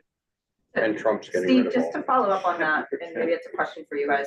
Is there any data? I mean, I would just love to see in this presentation some data about residents of the neighborhood, the bike usage, automobile. I know there's the pyramid and the statistics that you And cited. transit usage. But do you have any statistics you can share with us Like per capita bike usage? for the neighborhood? Yeah. I don't have access to that. Maybe Colleen does, but I haven't been able to find usage per neighborhood. Okay. I think that would really help personally, just. Yeah. but Absolutely, I absolutely. guess, Steve, thanks for that question. I guess I would, I would sort of question the premise of it. The majority of people, the vast majority of Upper West Siders do not have access to a vehicle. Very few drive. Less than 10% drive regularly to commute. Why is it that we're devoting so much of our public space to driving? I mean, is it bad? Is it, so all the language that you just used to describe bikes, I guess I would just maybe try to flip it on his head just to think about it that way. As somebody who cycles regularly with a 9-year-old. Do you recycle regularly too? We do, yeah, Okay. and compost. I don't know, I just don't see myself in that skepticism. It seems it's very common in the advocacy space to have people just sort of question the premise of like, well, what do you, this is a niche thing. But I think we can do better than that. And I think we can take an honest look at the way we're using our streets, an honest look at how people are getting around, how we want them to get around, and we can design for that. And let me just say that. Well, Carl, I think your response is thoughtful, and I don't disagree, but I think it's flawed, quite frankly, because no one's delivering packages by bicycles on a significant number. No one's truck. Yeah, well, you look at the percentage on that compared to trucks. Okay, and no one's picking up some relative going to the doctor. So I think it's a little different. I don't think it shouldn't be studied, but I just raised that because so many members in our community and block associations and just neighbors ask me about this, and they say, why is this such a central focus on accommodating bicycles anymore? And I think it is at the heart of this dialogue. And I'm not sure where I stand, quite frankly, on it. I'm not anti or pro either of that, but I'm sharing the concerns and the comments of so many who are thinking something doesn't feel right to keep this focus on Bike City. Okay, Steve, Okay. thanks for that. And I think, again, we're all looking for data. I think a lot of people have a lot of different opinions on this. Thank you for sharing yours, Steve. And let me just add that one of the focuses of, or foci, I guess is the plural, right? Of our resolution of 5 years ago, and Howard was co-chair at the time, was that if any crosstown street deserves a bike lane, it's 72nd because it connects two very important places that bikers want. Central Park, this is the only street that goes right through across the park, and Riverside Park. This one is, this one makes total sense. And can I make one more comment to that really quickly? I think pedestrians should have access to the entire city. Oh, yeah. I think safe and comfortable access. I think people in vehicles who need to use them, who choose to use them, should have access to their city. I think people using a bicycle should also have safe access to wherever they need to go. And right now, if we just look at the Upper West Side, there is not a single protected bike lane that gets across town. So there may be a few skeptical people who say, I just scratching their head, I just don't get it. But there are millions of people, 2.5 million city bike trips on just the Upper West Side. That's not a bad. That's helpful. Like that's a piece of data that's helpful. Yeah, and 5 million trips on where DOT counts them on the protected bike lanes. Well, Carl, your bike rides, including delivery bike? We're doing one person at a time here. I just a question. Yeah, I'm not sure. I assume they're all bike trips. Yes. And delivery workers deserve a safe workplace, just like a factory worker, just like a restaurant worker, and having a network of protected bike lanes. I think it's a moral obligation in a city to provide access to everyone. That's my thing. Okay, so we have one more community person in here, and then quickly we'll go to if there's anyone else online for a quick comment. I live on 72nd Street. So when I walk every day, I just wonder how many people are actually going into the stores that get out of their car and that are going into the shoe store or having lunch. And I have a sense that this will really hurt all of those businesses that are currently there. Now, when you talk about blocking, you know, I'm on 72nd between Columbus and the park. And my big thing is when the city or whatever decided to put up those structures to give free access, I'm going off the subject, I'm sorry. Just briefly. Just really quick, because I was here for 2 reasons. Understood. But this is really interesting, because I don't really think the community that lives there really knows what's going on. And all of a sudden, it's just gonna be there, like the Columbus Avenue bid people that took away the little space so that people can sit in the street with the flowers there, which is like closed for the winter, only open in the summer.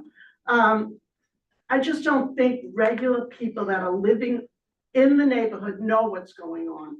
And all of this is like new to me. I'm an ex-biker, but honestly, I don't see many people biking, tourists from Central Park going to Riverside. I go to Riverside, I have dogs, I go back and forth. I don't think that there's enough bikers that are gonna use that route for this project. That's my gut feeling. And I'm an ex-biker. Anyway, I'm also here about these structures on how to remove one. Okay. Because of the homeless situation. Okay. Well, thank you. No, but thank you for coming. Should I wait or? You can bring it up at news. And also tomorrow night, we have our Business and Consumer Issues Committee. So tomorrow night I should come back? You can raise it. I'm not sure what you're saying. You can do either. The committee that largely handles it, that type of discussion is handled tomorrow evening. But to your point about information, we're glad you're here. So we want to try to make sure you as a member of the community. Yeah, well, it's really a disappointment. I think I'm the only person. I mean, all of you are committee meeting. You know, I mean, there's like 3 of us here. Well, that's maybe 4 of us that are like ongoing work in progress of the board. And all those signs in the street. And who's gonna go and take them off? The applicant should have come back and take them down. Yeah. I mean, you know, you're telling me that it was canceled. It wasn't, but all the signs are still up there. You know, and I actually did call and speak to a young lady who answered the phone and then sent me the agenda of all the different committees. Okay. Well, we apologize that you, we're glad you made your voice heard tonight. And yeah, it's interesting. Okay. Anyone else from the community who is online? Actually, yes, we have quite a few hands now. I'm gonna just tweak the order a little bit because I think someone mentioned. Okay, folks, we're doing. So let's go to Nicole Painter. We're not doing time limit for board members either tonight. We're simply allowing the members of the community who have given up their time as well to be here, who are not members of the board, to offer their opinions. So we'll go briefly. If you could keep your remarks to 1 minute, that would be great. Let's go with the first person, Max, and just run through maybe. Can we see them on the screen? Yeah, if they want to, maybe if you could just announce so that they're in, they're ready. Take down the screen share. There we go. Nicole, go ahead first. Sure. Thank you, Nicole Painter from the Columbus Avenue bid. I'll just speak really quickly. A personal note, and I think that people should think about, is the potential bikers. I personally don't feel comfortable biking at this point, but I would, if protected bike lanes were added, especially crosstown, I would be easily turned into a biker. So that's just one anecdote. And then I know Carl will probably touch on this about businesses really understanding these days that most of their customers don't come from cars. So just keeping that in mind, or, you know, as an outreach tactic, the Columbus Avenue businesses for a long time were really convinced that their customers came from cars. And the last time we polled them, which was in the last year, it had changed to almost 100% of businesses understanding that almost all their customers do not come from cars, from personal cars, some from Ubers and whatnot. So that's just one note. And then just to help Nadine, when she is saying structure, because I've talked to her about this, she means Link NYC. That's a separate topic, but just so you guys know that, it might not be for BCI. That's all. Thank you. Thank you. Thanks, Nicole. Thanks, Next. Nicole. We're gonna go to someone else next, but I'll quick add my own 2 cents, and it's like Nicole, I'm not a biker here in the city, but I would if there was slightly better infrastructure. I'm a big biker outside of the city, but I would definitely do that as well here. Let's go to Devin Friedrich, followed by Austin. Everyone, thanks for giving me the floor. So I'm not a resident of your district. I live in Yorkville. And I'll say from a shopping and economic opportunity standpoint, I often come to the West Side to go to Zabar's, to go to museums, to see friends, to eat at restaurants, everything. And the 86th Street, select bus and bus lane has been a great help in getting across more quickly, getting to Lexington Avenue, onwards to the West Side. But lately I've been biking because it's much faster and I don't have to wait for the bus. And I think that this bike lane on 72nd Street would be excellent for encouraging people, to get from park to park, but also from the east side. Businesses can increase their catchment areas and have more customers coming from elsewhere, from Midtown, from Uptown, from the east side especially. And delivery people can have safer ways and faster ways of getting food out of the neighborhood to other customers, increasing business activity. I think another thing is that, this would be the first, if I'm not mistaken, the first two-way bike lane on a major crosstown street in Manhattan. And I think that would be an excellent model to expand. I'd love to see that on 86th Street. I think that there's been conversation about the transverse putting bike lanes in there, and that would accomplish a similar goal. So yes, those are my 2 cents. Thank you again. Oh, and I had one more thing actually for Colleen. I'm curious to hear about the current proposal for the bike lane. And someone mentioned it's narrow. We have on the east side now the 3rd Avenue lane, which is new, and it's very wide in many parts. Even normally, it's wider than the ones on 2nd and 1st. And I think it's an important thing to expand the current lanes.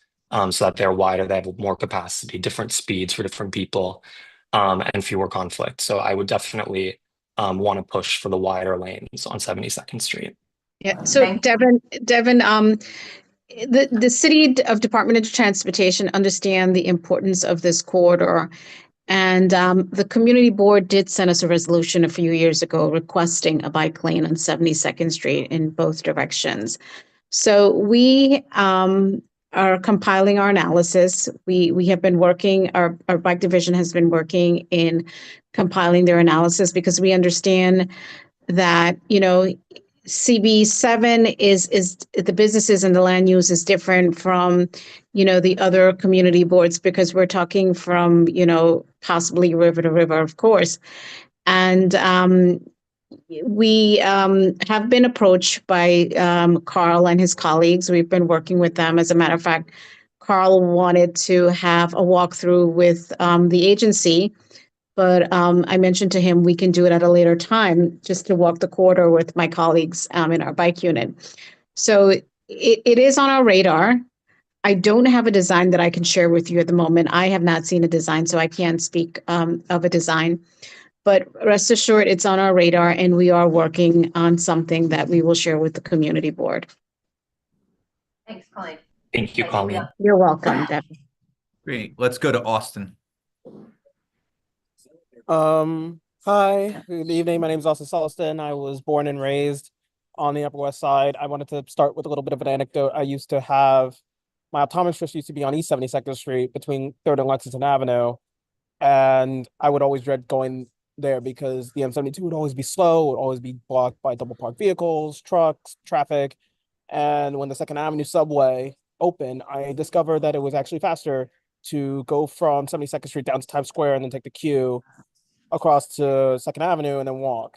And it's a bit out of the way, but having like a direct straight trip, not having to make a transfer, that would have been so much more ideal for my high school self.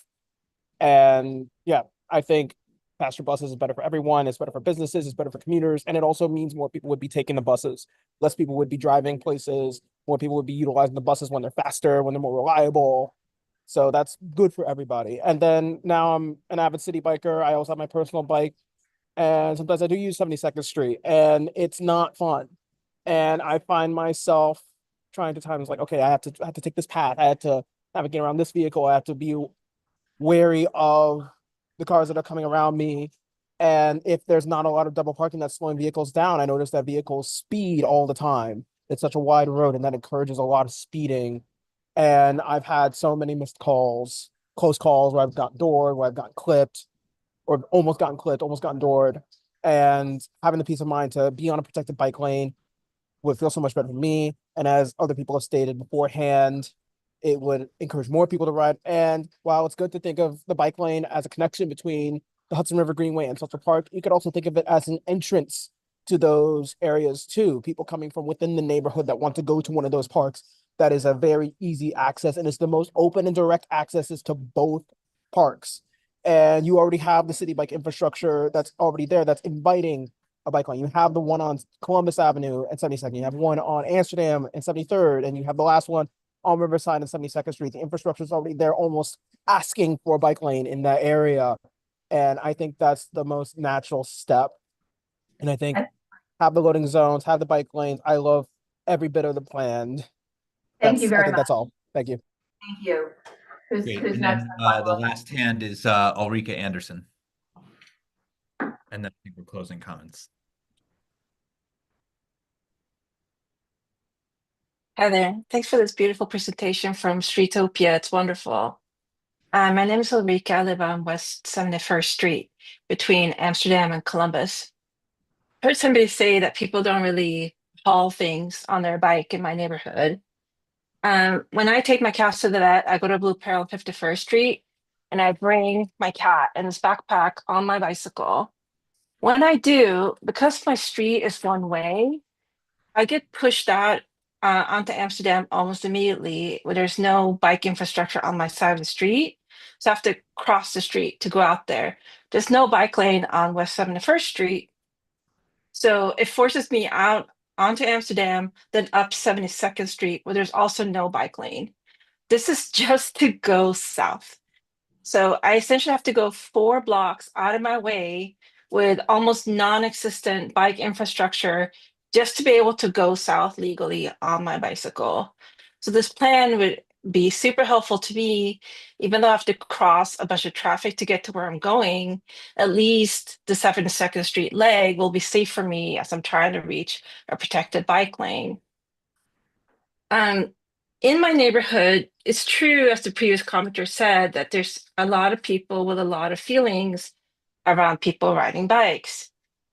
So I want you to know that every time I open my door on West 71st Street, there's a bike messenger there delivering food. If you go to Streets blog, May 8th, 2023, it'll tell you that. Could you wrap up, please? We're trying to move this along. We appreciate your comments, but if you could wrap up in another too. Thanks. Real quick. There's 14,000 deliveries to my neighborhood every single day. Many on bikes. So it's not like my neighbors don't want people to ride. They just don't want them to ride on protected bike lanes. Let's keep these workers safe. They're also part of our neighborhood. Thank you. Thank you. Okay, Thanks. I think that wraps up for the community. Max, correct? So we want to now have some committee discussion and questions for the team. So I see Andrew's hand and then Ken, and then Jay, and then Sophia. Okay. Why don't we just go around? Yeah. That's fine. Okay. Can I just say from am I first? Okay. Thank you. From a design perspective, I know we're saying like complete street, but like how about like complete streets? And I guess 72nd is difficult because you don't have basically thoroughfare from, the park to park on 71st or 73rd. But because there are so many uses on 72nd, could it make sense to have through, a bike lane on another block north of 72nd or south of 72nd, or both? And then instead of repurposing part of 72nd Street as a bike lane, you're able to use that space to repurpose it for like the commercial trucks that need to park. Because obviously the bike lane itself takes up a lot of space. And because there are so many uses on 72nd Street, then maybe if you were to move the bike lanes either north or south, you're still getting that access. They're prettier blocks. And then you have more space for kind of the commercial usage of some of the other uses that you showed on there. Just a way to. Okay. get what everyone needs a little bit. I have one thought to that. Yeah. It's an interesting idea, and it reminds me of in the village, I think it's 12th and 13th. Yeah. They're one way in neither Yeah. direction. And because there's no accommodation for loading zones on that side of the street, it's just one loading zone. And bikes are just basically riding in the middle of the street without having any of that protection. So it's tricky, you know, and Colleen suggested that they're looking at sort of all the options, and I'm sure they're wrestling with that, but it's a tight city, and you know, there are trade-offs. I'm always trying to think like additional places where you can put some of it, you know, like even if there was, you know, loading zones, other people can come around, you know, it's just right now, it's just everyone's trying to, you know, everyone has a purpose that's important to them, and they're trying to find whatever space they can find to fulfill that purpose. And there's not many dedicated areas for it, and sometimes I think maybe there's too many needs within a small space that it's all competing needs. So maybe we could spread some of the stuff out, like we've talked about having, you know, distribution loading zones, and then people come off and they have, you know, cargo trucks, you know, or bikes where they're then distributing a lot of the goods. But one more quick thing to that. I think inviting those bikes along 72nd Street is probably up to the businesses. Oh, yeah, I don't think either. I'm just thinking because, you know, it's like a tight space. Again, it's just it's a lot of uses trying to fit it in there. And if you can figure out taking one of those uses and just keep, you know, still having it, but a couple blocks away, it opens up space. Howard? I just wanted to say about statistics. Having statistics about bikes before the bike lanes is like having statistics about cars before you're at the roadway. You know, it's not there, and it's very unsafe to bike there, so you can't take statistics now. Yeah, I totally understand that, but I also think like I would like to know what the current status is, especially also with cars, like how many people own a car in the neighborhood, and I don't know. Yeah, that's all worth knowing, absolutely. Yeah. And the other thing I would say is there's a lot of merit to this. I just wonder how, if there's any chance, if there's any procedure for going ahead with some of these ideas, because it was 4 years ago we adopted the resolution, and Colleen mentioned they're working on it. I just was wondering, is there a time frame in mind? Was wondering the status of that. So Howard, I can't commit to a time frame because I don't have that information, but we do have a meeting coming up with CB7 leadership. So hopefully that's an answer we can have when we meet. Right. Okay. Thanks, Colleen. Are you You're gonna be part of welcome. it? We initiated it. Great. We're looking forward to your We report. initiated it, and that's why we had the letter written as well for the other items. So Ken. Well, my take on 72nd has always been that it's incredibly overbuilt for the amount of traffic that it gets. I don't know whether that was what you found out, but whenever I'm on it, there's a lot of double parking because of our fetish about allowing free curbside parking. But otherwise, it doesn't get a whole lot of traffic because it doesn't go anywhere. It goes between Central Park and Riverside Park. So the real logical people to use it would be people on foot and people biking, and it's sort of, it's like, you know, if you look at that last picture, why can't we have like at least one street that really does it all and is really what a street could be? And I look at things like that and I say, well, why can't we have nice things?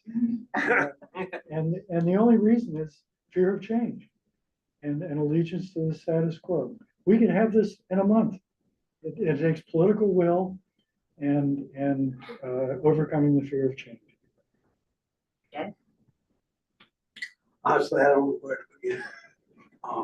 It's probably the most unrealistic pie in the sky wish list that I've seen in a long time. And Steve Anderson pointed out, you know, it's very easy to use statistics and manipulate statistics when you have an end purpose in mind.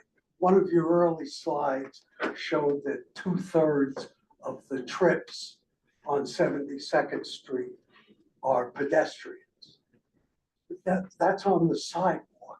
It made no distinction between the roadway and the sidewalk. Pedestrians don't make their trips in the roadway. Roadways are for transportation of various kinds. They're not for pedestrian traffic. Roadways are not for benches and water fountains. That's what parks are for. And on 72nd Street, as in the rest of our district, you're almost never more than a couple of blocks away from two of the nicest parks in the world. If you want to go sit on a park bench and get up and have a drink of water, there's plenty of opportunity to do so. Another observation, not once did you mention e-bikes, which have totally changed the dynamic of deliveries and cycling generally in this district, throughout the city, and in various parts of the country. It's raised a whole host of new problems. We didn't have cyclists going 30, 35 miles an hour half the time on our sidewalks. So there are just so many elements of this thing that you just disregard. And as far as cars are concerned, people have cars because they need them. Very few people in our district own vehicles because they just like to drive and drive around. Very few people drive intra-city. More of our constituents in this district have cars because they have a reason to go out of this district, whether it's to see relatives, parents, second homes, whatever it is, you know, and to just blithely say, just let's take away all of the parking on 72nd Street shows no consideration at all from a substantial constituency in our district.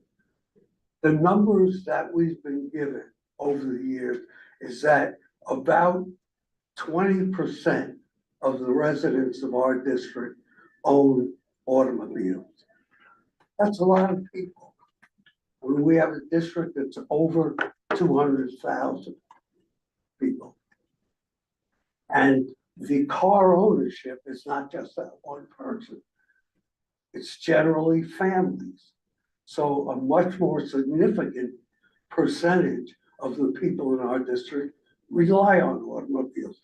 But your plans, you know, your schematics and everything, take none of that into consideration. Where are those cars gonna go? Garages. Where are they gonna go? They're gonna be, you're gonna take away traveling lanes, you're gonna take away parking lanes, so you're gonna have twice the congestion that you had before. You're gonna have the people that are parking north of 60th Street who are gonna be looking for parking. None of that is taken into consideration. So I don't think it behooves you to make these broad proposals that ignore so much of the reality. A crosstown bike lane, maybe that's realistic. Maybe it's necessary. Maybe it's not a good place to have it on 72nd Street. And I listened to somebody who complains because she has to pedal 3 blocks to go downtown. I mean, come on. Okay. You can't have a bike lane on every street. Well, Why not? he has the right to speak, and you have the right to respond. I so- listened for a long time. Okay, Jay, that's fine, I think But you've made that's your okay, point. I'm finished. You've made your point. Please answer if you could do it briefly. Yeah, I don't know that I can remember all the points, but one of them, first of all, a lot of conjecture and a lot of opinion, and not terribly well intentioned either. I'll just point out, speaking of that woman who took the time out of her evening to come here and share her lived experience. That and you're doesn't necessarily and mean. and you just dismissed her in a way that I found didn't really dismiss her. That doesn't necessarily mean that her point was well taken. Not by you, but it was by me. Yeah, okay, let's. So move on. that's one. 20%, your statistic, 20% of households have access to cars. That's a significant part of the community. Your words, right? Yes. 30% of the population cannot drive, either because they are unable to, because they're too old, because they're children and too young. They still have a right to get around. I would say 30%, more than 20% is a significant portion of the population, and they still have a right to get around our city on their own, independently, safely, comfortably. I agree with you. Okay. And that's why we have, we're redoing all the subway platforms and the buses accommodate people, but that has nothing to do with the roadway. They're not gonna go in the roadway. Sure it does. My son has ridden down the roadway of West 72nd Street with me, and it's terrifying. But we did it because we had to get between the parks. We had to get from. Well, you could have gone on 73rd Street, excuse me, 74th Street. Okay, sure. And I guess the last thing is there's so much here. I appreciate your, well, I don't actually appreciate your advice to me to not think big and to not imagine a city that is different than the one that we currently have, that through a fairly thorough analysis, we feel could be better. And I invite you to do your own analysis. Go out and collect statistics, not conjecture, but go out and just do the work, collect the data. Will accept, do the I spatial accept your analysis. statistics, but your proposals and your thinking big has a couple of basic premises, one of which is eliminate cars, let me finish. Nowhere did we say that. That's just wrong. That you're just completely mischaracterizing. Somebody said I'd eliminate like all to the wrap parking this. and you agree. Okay, folks, let's wrap this right now. Yeah, eliminating parking does not mean Okay, ignore cars. okay, It very clearly, if you watched the presentation, you see all of the ways in which cars are Okay, accommodated. thank I didn't you. even say no parking. okay. I'd just like to remind board members and the community and everyone that we encourage people's opinions. We would like people to refrain from making any sort of attacks on any individuals for any reason during the course of the meeting. I think that was. With respect. Okay, so Jay, you I'm made not your point. attacking My anyone. point is, you have made your I'm point. questioning the premise. That's fine. And you've responded, and I think we can move on now. And I just want to make sure that we maintain an element of professionalism and collegiality when people bring forward their opinions to this committee. We're moving on. So briefly, and then we do have other items on the agenda tonight that we'd like to get to. So we'd like to encourage board members to be brief if possible, things that have not been said already. Well, first of all, I do like to, reimagine things, and I do appreciate the thoughtful presentation. I saw some of it months ago. It's interesting to see it today. There's a lot to it, right? I like some of the old pictures and new business. I'd like to bring back the horse. I think I'm going to propose to the DOT that we do a study on a dedicated protected horse lane. No, but seriously, one of the things is in my professional work, I'm a retail broker, and I think about the street all the time on behalf of landlords and tenants. And 72nd Street is one of those streets that I focused on a lot. It does have challenges, and when people ask me for recommendations as to whether or not they should have their retail business on 72nd, I give mixed reports. So I'm very happy to see a mid-block crossing, because I think that has been one thing that has impacted the pedestrian flow, and also created safety hazards, because I know when I am patronizing the businesses on 72nd, which I do all the time, La Caridad and the Dynastia and Pastrami Queen and Tip Top Shoes and on, sometimes I am running and going through the middle of the street, and that is very dangerous. So I like the mid-block section thought. Maybe it's with a signal to press a button, so it's not, it's not always, it's not on a timer, but it's on a need basis when the pedestrian wants to cross. But also what I really like to do, and this is not a difficult task, I'm glad I heard Gail talk earlier that they did a stroll on 72nd. There's a finite number of businesses on 72nd Street now between the ground floor and second floor.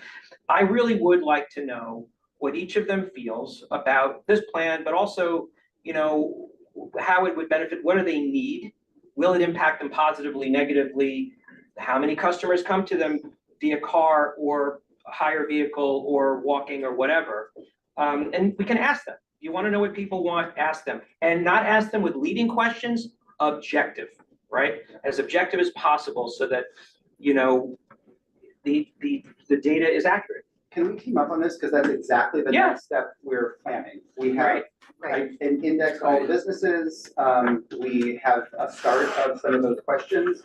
I've worked with Nicole a little bit on her businesses. So we're using some of that the same sort of like objective questions. How do they get deliveries at what time of day, that kind of stuff, so that we can get a full picture, not just of just who they think is coming there and how they're getting there, but also just what their operational needs are. So that would be something that would be. Could I just I forgot to shout out respond to to Very that? quickly, because we got. Doug, I just caution that studies have shown that business owners overestimate how many people come by car, and you can't, that's not a reliable way to do it. You actually have to talk to the people, the patrons, and say, how'd you get here? Okay. Sure. Are you? Yeah, I'm good. Nothing, okay. I just have a quick thing. Jay's point about e-bikes, I think, for me resonated. I think the proposal is very interesting. A lot of it is very compelling. I think we've all agreed that the bike lane is something that we all have passed and love movement on 72nd Street. The e-bike situation, I do think you could go a long way with the presentation if you accounted for how some of the concerns about e-bikes could be mitigated as we go talk to constituents about it. That was it for me. Sofia? Can I make one comment? I'm not really highlighting it, but in here, the bus lane, because buses are, you know, on a frequency that is somewhat predictable, but has space. We were thinking that fast e-bikes and micro mopeds, so anything above 20 miles an hour basically could use those lanes legally to go the full length of the corridor, which would leave the bike lane free of anything that was at excessive speed. Okay, but just generally speaking, considering the congestion that has come from the abundance of e-bikes and the increase, I think is definitely a fact. And if you looked at data, it would, I'm sure, certainly show even from the time we passed a resolution in 2020 that e-bikes are everywhere. So, Sofia. Yeah, I just wanted to focus on the retail benefits, and I'm going to quote Donald Troop, who Jami brought here and who sadly died this week. But in terms of data, it's an 800-page book, so it's pretty credible. But basically, I was astonished at how much free parking there was, and it's shown that free parking actually can cost store owners because it doesn't lead to a lot of turnaround, and so it takes up parking the whole day. And we've seen data that pedestrians and bicyclists actually do spend more. And Nicole from the Columbus Avenue bid mentioned that. And this plan is exactly that. It's pedestrian and bicyclist first. And then just want to reiterate that there is a recent study by the Department of City Planning that showed that open streets, which prioritize pedestrians, they had the lowest vacancy rates. And Nicole's bid on Columbus Avenue was actually highlighted there. So just want to highlight the benefits there. And then I think something that hasn't been discussed is the severity of the heat on that street during the summer. I know that I personally really try to avoid it. And then maybe later we can look at graphics that show you the heat on a hot summer day with concrete and cars versus when you have trees and bike lanes or other things. So yeah, and then I don't feel comfortable biking there now, but I would if there's a bike lane, so that's all. So you think 72nd Street's hotter than 86th Street? I don't know 86, so I don't know. 86 is further north. How about 96? Closer to the equator. Oh, yeah. I still is up there. I think we're all in favor of trees. Carey, did you I have any? think, let me just say one thing, and that is, I think a lot of people go to the retail stores on 72nd Street by mass transit. I know tons of people who do it. They take a bus down Columbus or a subway down Broadway or a bus down Broadway and they shop there. And it is essential that they be able to get there with good bus service and good good, access to the stores. I think that is really important. I think that's how the majority of people get to 72nd Street. Even on the 104, which comes weekly. Actually, I thought that the majority are pedestrians. It's a very local street. Yeah, it is. Yeah, absolutely. But I know folks who come down to 72nd Street for some of those stores. Yeah. Yeah. Carey? And Nothing for me. you're so quiet. And Alex, I know you've been quiet tonight. Anything from you? No, my throat's hurting a little bit, so I think I'll not speak. Okay. Jami, I know you came late to this presentation, so No, forgive I us, think best but- to refrain from speaking. Okay. So I think that wraps this item up. Thank you for coming. Thank you. Thank you, everybody. Thank you. Following up on the 72nd Street bike lane with Kleiman when we speak with her. Great. Hopefully later this month. We're moving on to new business now. Oh, you're a part, sorry. Sorry, Andrew. All right, a lot to report. Since congestion pricing has begun, ridership has really significantly increased on the subways and commuter rails and buses. 250,000 new riders on the subways alone, which is amazing. I don't know if anyone has ridden lately, but it's standing room only on a lot of trains now and not in rush hour, just all the time, which is great. Hopefully a lot of those people are paying too. With that increase, do we know where like they originate from? Like, we don't at this because like the implication is obviously that They possibly congestion were- pricing is They were pushing more drivers, people. to yes, that's quite possible. And I understand from statistics that ridership on New Jersey Transit is up too, as well as PATH. Yeah. So I also noticed from significant reduction in wait times at the Holland and Lincoln tunnels and the East River bridges that obviously fewer people are driving. So it is having an effect. And I've seen comments in the news from many drivers that say, this is much better. I'm getting where I need to go. I don't mind the $9. This is getting me a lot faster to where I need to. So that's pretty good news. Also, yellow cab trips are up. So that means, they're getting a break finally because they were really hurt by the for-hire car services, really hurt. And they have to pay the fee. And if ridership is up, that's helping them pay the fee when they enter the district. Cheaper in yellow than it is for car, 75 And cents. it's one fee a day, as you know. We now know, of course, that the president is taking aim at congestion pricing in a variety of ways, as well as bike lanes, we heard, which is. And pedestrian medians. Yes, and yeah. Windmills. It's unbelievable. But one of the ways he can hurt, if he can't stop it legally, he could just threaten New York with a reduction in federal transit aid, and that is significant.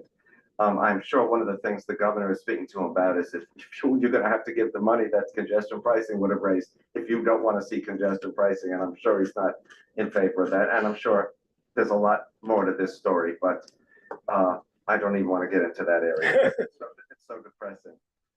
You heard that 72nd and Broadway will be the first West Side station to get Omni vending machines. By later in the summer, they will be all over the place as MetroCard machines will be phased out. A very exciting thing was debuted yesterday at Atlantic Terminal by the MTA, which is Convo, which is a program to get people who are hard of hearing or deaf the ability to scan a QR code. They will then be directed to an MTA employee who can speak to them via sign language and answer all of their questions. That is really exciting. They're going to be accessed at various places for them to try this. The pilot will start at 161st Street Yankee Stadium. Not that I believe all kinds of people who are hard of hearing are there, but that's one, I guess it's a very busy station. Atlantic Avenue Barclays Center, Times Square, Jackson Heights Roosevelt, St. George on the Staten Island Railway, which is where you connect to the ferry.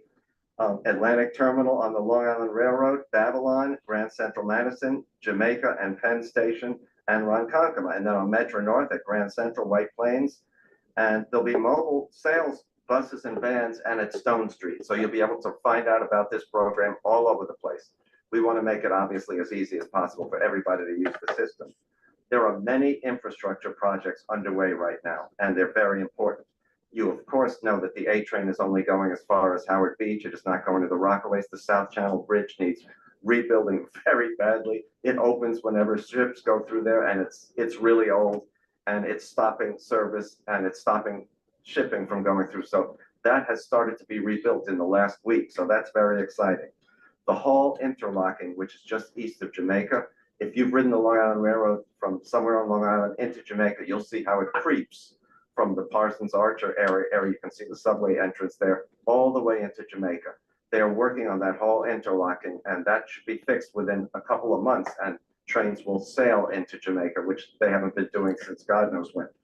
And the new Penn access stations in the Bronx for the New Haven line that's going to be coming into Penn Station by hopefully 2027, if not earlier, which is Co-op City, Morris Park, Harchester, Van Ness, and Hunts Point.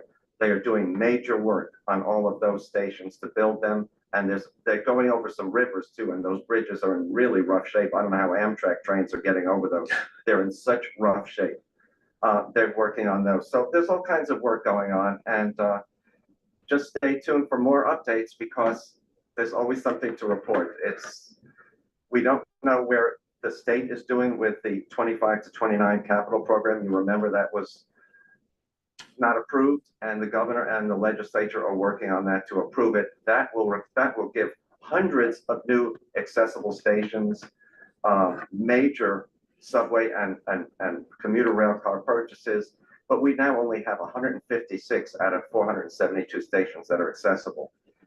And a very exciting one was made accessible a couple of weeks ago, which was Woodhaven Boulevard on the JZ. It's the first elevated station where the elevator goes from the street all the way to the platform, not having you change at mezzanine level, but all the way up. And that was amazing. That's the first one that's been done like that. Hopefully many more will be coming like that. Stay tuned. All right. Just before we get to the committee, anyone online from the community here in the room, questions for Andrew, our MTA savant? There may be one hand up. I'm going to promote them. With Trump, I believe that the state Go ahead, Trevor. knows how important the MTA is. It's the economic engine that moves the city, which is the economic engine that moves the state, which is the economic engine that moves the nation, if you must know. So certainly the Northeast, everybody realizes that whether they want to admit it or not is something else. The governor has been a real supporter of the MTA, getting congestion pricing off the bench with a lot of pressure. Hopefully she stands firm on this, and the state realizes that that 25 to 29 capital program is going to mean so many improvements. It's going to mean the IBX, the Interborough Express from Bay Ridge all the way across Brooklyn, up through East New York, up through Middle Village, into Jackson Heights, hopefully eventually to LaGuardia Airport. That's going to connect with 17 subway lines. It's going to make so much travel so much easier. It's going to mean new CBTC, communications-based train control on 6th Avenue, which is ridiculous now if you have the F train with CBTC on Queens Boulevard and the Culver line of Brooklyn, but it comes to a halt in 6th Avenue in the middle of the line. So we want that done. It's going to be on many other lines, and it's going to, you see how frequent services on the 7 and the L, which are the two with CBTC in service now. The G has it, but it's not in service under CBTC yet. It's just so much better. And the IRT, the A division as it's called, doesn't have any CBTC lines, and the Lex line will be made CBTC accessible. The 8th Avenue line is also under CBTC construction now. So there's so many improvements that can be made. Resiliency on the Hudson line, which got swept by Sandy and landslides coming down onto stations and onto the tracks. There's so much work. We are so fortunate to have this system, but it requires upkeep. Yeah. I think we have a community member online quickly. Yeah, thanks. You're muted. We can't hear you. Can't hear you. We still can't hear you. It's not muted. I don't see the mute sign. I think it's an issue with you. Could you check your, Sorry. Oh, we There hear you you, we go. hear you now. thanks. Oh, you can hear me now? Okay, great. So I know there's been some improvements in fare evasion for many different reasons. I know the MTA was considering, or Transit was considering doing POCs with different turnstiles. Are they still pursuing those, or now that there's improvements, they backed away from that? What they have done on some of the turnstiles, they've done it on the exit gates, because as Chair Lieber calls that the superhighway of fare evasion. As soon as someone exits, people rush in. They have delayed opening on some fare gates. They haven't gotten permission to do that widespread, but people aren't going to wait a minute and a half for it to open. They'll go out through the turnstiles because New Yorkers don't want to wait, right? What they are waiting on is some sample new turnstile types. I've seen the type that it's, because I went to Philadelphia to visit where they have one in service. We're getting some. They're really tough to beat. And the new capital program will put them everywhere, but we don't have the money to do that yet. So it's really a turnstile issue. Many people have seen the gate guards where they now have them, where people never had gate guards before. And when people see those gate guards, they actually pay their fare. So we'll see what happens, but we need the 25 to 29 capital program to fully put in the really good gates. We saw them at the end of the blue ribbon panel on fare evasion when they were debuted at Grand Central Terminal. Everybody tried to beat these things. 2 people tried to go through it once, people tried to jump it, you can't. If you are really agile, you might be able to slip under it, but it's very, very tough. Yeah. Thank you. Yeah, unless there's somebody else on, anything else on the Okay. Sure. We're all aware that if you're going from east side to the west side, vice versa, above 60th Street, there's only a few ways to transverse. The bus lines. No, cars. Oh, cars, okay, yeah. And of course, I go from Long Island to West 72nd all the time. And occasionally I would do Central Park South. It's one of the methods. But interestingly enough, it's in the congestion zone. It is.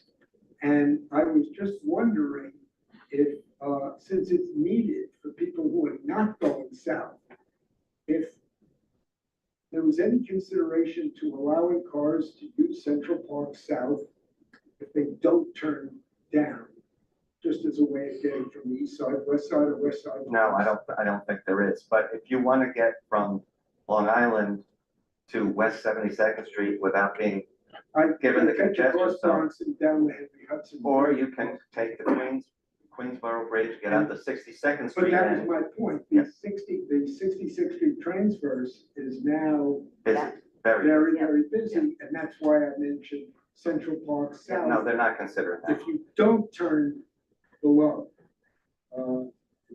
would have been. Yeah, one of the.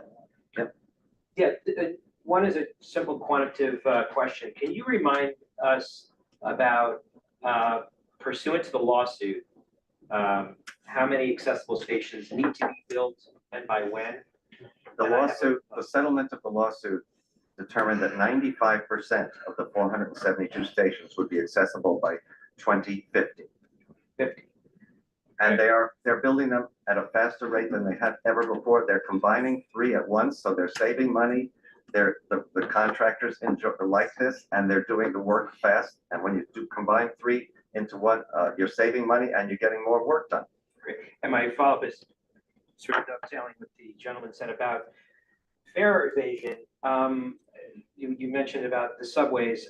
I am a avid bus taker, and it is still, and I know people on this committee, I've said it many times, it is still rampant. I see it just, on the M7, M11, M104, M57, M31, constantly. I can almost, for my own non-scientific study, but I can tell you that almost without exception, every bus ride that I take, and sometimes 4 or 5 a day, I see someone going through the back door or walking right in front of the bus driver. And by the way, and then I'll shut up, the gate guards, which I understand they're well intended, I see people walking right by them because they have no enforcement power at all. Right. They just stand there and they. That's true. And I go, wait, they say stop, or I'm going to say stop again. On the buses, I noticed you didn't mention one SBS. You mentioned the non-SBS. So the no, people, I'm on the SBS all the time. You didn't mention one of them. I haven't seen. I haven't seen an Eagle team in years. Neither have I. Years. Why? I don't know. They're out there, but I haven't seen them. $900 million. I wanted to add to Andrew's list of increases. Lately, one of the things that's increased since the initiation of congestion pricing is the percentage of dangerous particulates in the air in the area off the Cross Bronx Expressway, which has the highest asthma rates in the city. That was predicted, Jay, and that's why the MTA is going to be putting up barriers around all to the, on the sides of the Cross Bronx and planting dozens, if not more than dozens, of trees on both sides to help, you know, clean the air. I hope they're very tall barriers and extraordinarily tall trees. The South Bronx. They're not gonna do The it, Bronx was projected to get an increase, believe me. and it's mostly kids. I can quickly, and then we're going to move on. Do you know when the 96th Street and 81st Street, sorry, 97th Street elevators are going to be finished? I don't have the final date for those two stations, but it's great that they are in progress and progressing really well from what I hear. I can get you the timeline for those, All right. because I can't predict if they're gonna find something they didn't expect to find, so I'll find out for you. Anything else? No. You're good? I'm done. Thank you, Edgar. Thank you. Thank you. And Jami Floyd, who's our incoming co-chair of transportation, has joined us. We do have one new business item. I'd like to ask the committee, and unless there are urgent items of new business aside from this one, that we move on, because we do have an executive session to go into for 10 or 15 minutes at the end of this meeting. So Sophia, I'm going to turn it over to you for a couple minutes and also propose that maybe this is something we could add to a future agenda depending on what people think. And thank you for bringing this to us. Yeah. Oh, yeah. Thank you. I just was walking around and I thought I'd put together a few photos. I've just noticed that there's just a lot of congestion on our sidewalks. And so I wanted to bring it to you all and kind of ask, like, what should we deal with this? How do we deal with this? And yeah, I just threw some slides together. So yeah, here you have strollers, bollards, barricades, and then they also put the sign for the cafe. I assume that's the Jewish. Yeah, it is. Yeah. So I also put like a decongestion solution, but feel free to add your comments as well. Here is Amsterdam Avenue and 73rd Street. Was your decongestion solution Zyrtec? Get rid of the city bus. Nice. Yeah. That has scaffolding permanently there. Yeah. I mean, Mhm. yeah, it's Yeah. astonishing. So I think the biggest issue here is the food vendor because it attracts a lot of customers and it's placed at an area where you have a lot of pedestrians. So pedestrians are waiting. Here, can you see my mouse? Yeah, on this corner to pass while other pedestrians are trying to move forward. And then deliveristas often crowd around here and they also chain their bikes along the barricade. So my solution was to just maybe move the food vendor a block up or to the Broadway side of the block. And I'm sure you all walk around and notice these examples, so. I'm sorry, may I Yeah. interrupt? And Doug, this may be a place for you to jump in because of the BCI issue, but the food vendors each request a permit for their food vending location, do they not? No, you have a perm, Oh, no, I'm you, sorry. yeah, no, there's, I- yeah, no, I mean, you have a, I mean, it's a not lot location packed in, yeah, specific. no, it's not location specific, so you can basically park your unit wherever you want, presuming that you meet specific clearances, but the enforcement and compliance with all of that is steeped in decades of very third rail politics. And whose license is it actually? Yeah. So Sophia's suggestion of requesting that they move to a more amenable location. How would that You know, work? usually they go to specific location because that's the location and some, you know, there's been issues between vendors about who has which corner and, you know, enforcement or lack thereof. And so, you know, you can always ask, but I don't think that has not been a successful regulation or asking has not really been Why successful. don't we Maybe let, they'd be happy to. we'll let Sophia go through her Okay, entire thank you. presentation and then have questions at the end. Yeah, here you have already on the sidewalk an extension of Jacob's Pickle and then the tree pit. And then they, in addition to that, open their door with the menu. So again, this is already a very narrow And area. they're gonna be moving at some point. No, Oh, are no, they? well. Well, they're putting something else in there. I tried. Yeah. Sophia, So the solution there is just close the door. Yeah. And then here's on 83rd in Amsterdam, right by Amsterdam Cafe, we have a lot of these bikes. And even on Marinara Pizza, they've been locking their bikes on the barricade here. And then you also have trash bins here. So my solution is to create bike corrals here to not get in the way of the bus stop here. But again, and these are just all like very quickly pulled together things. So I'm open to any solutions. That's it. Thank you. Thanks, Sophia. So I think I'd like to propose something, if this is agreeable to the committee, is that we add this to the agenda for discussion and potentially a joint resolution with BCI at a future meeting, maybe potentially next month. But what is the agenda item? I mean, just discussing congestion or. Like decongesting sidewalks because Asking like emergency. private, yeah, exactly. Like private businesses have been like commercializing. But then she has a couple of specific recommendations. May I, am I permitted to jump in? Yes. On Columbus, where, pardon, not only do they stick out a little bit more than the others, but then they have their pickup window for the bike people, and the bike people have their bikes on the sidewalk and there's a tree. So there's no time in which you can just walk by. And I've noticed that some, can't think of the name of the place that used to be Rhonda. Ella, they're, it's now shortened for the winter, they're not using it. But this comes out a foot and a half more. Is that allowed? So this is something that is going to be actually discussed tomorrow night related to one of the items that's up for discussion. The Smith down a little further south on Broadway, there's a similar issue where there's a structure that's extended. And then there are, I believe, new DOT regulations that pertain to that are going to be discussed tomorrow night. So I suggest you tune in to listen to that tomorrow night. And as far as moving your item forward, are we all in agreement that we could have Sophia maybe have this discussed in greater detail, potentially as early as next month? Sure. Great. Thank you for bringing it to our attention. I don't have any more details to share though. Okay. So yeah. Yeah, we'll have a robust discussion. Will definitely come up tomorrow. Okay, great. Yeah, thank you. What about my horse lane? All right, so with that in mind, Andrew, are you? So I think the final item for us to discuss tonight requires an executive session.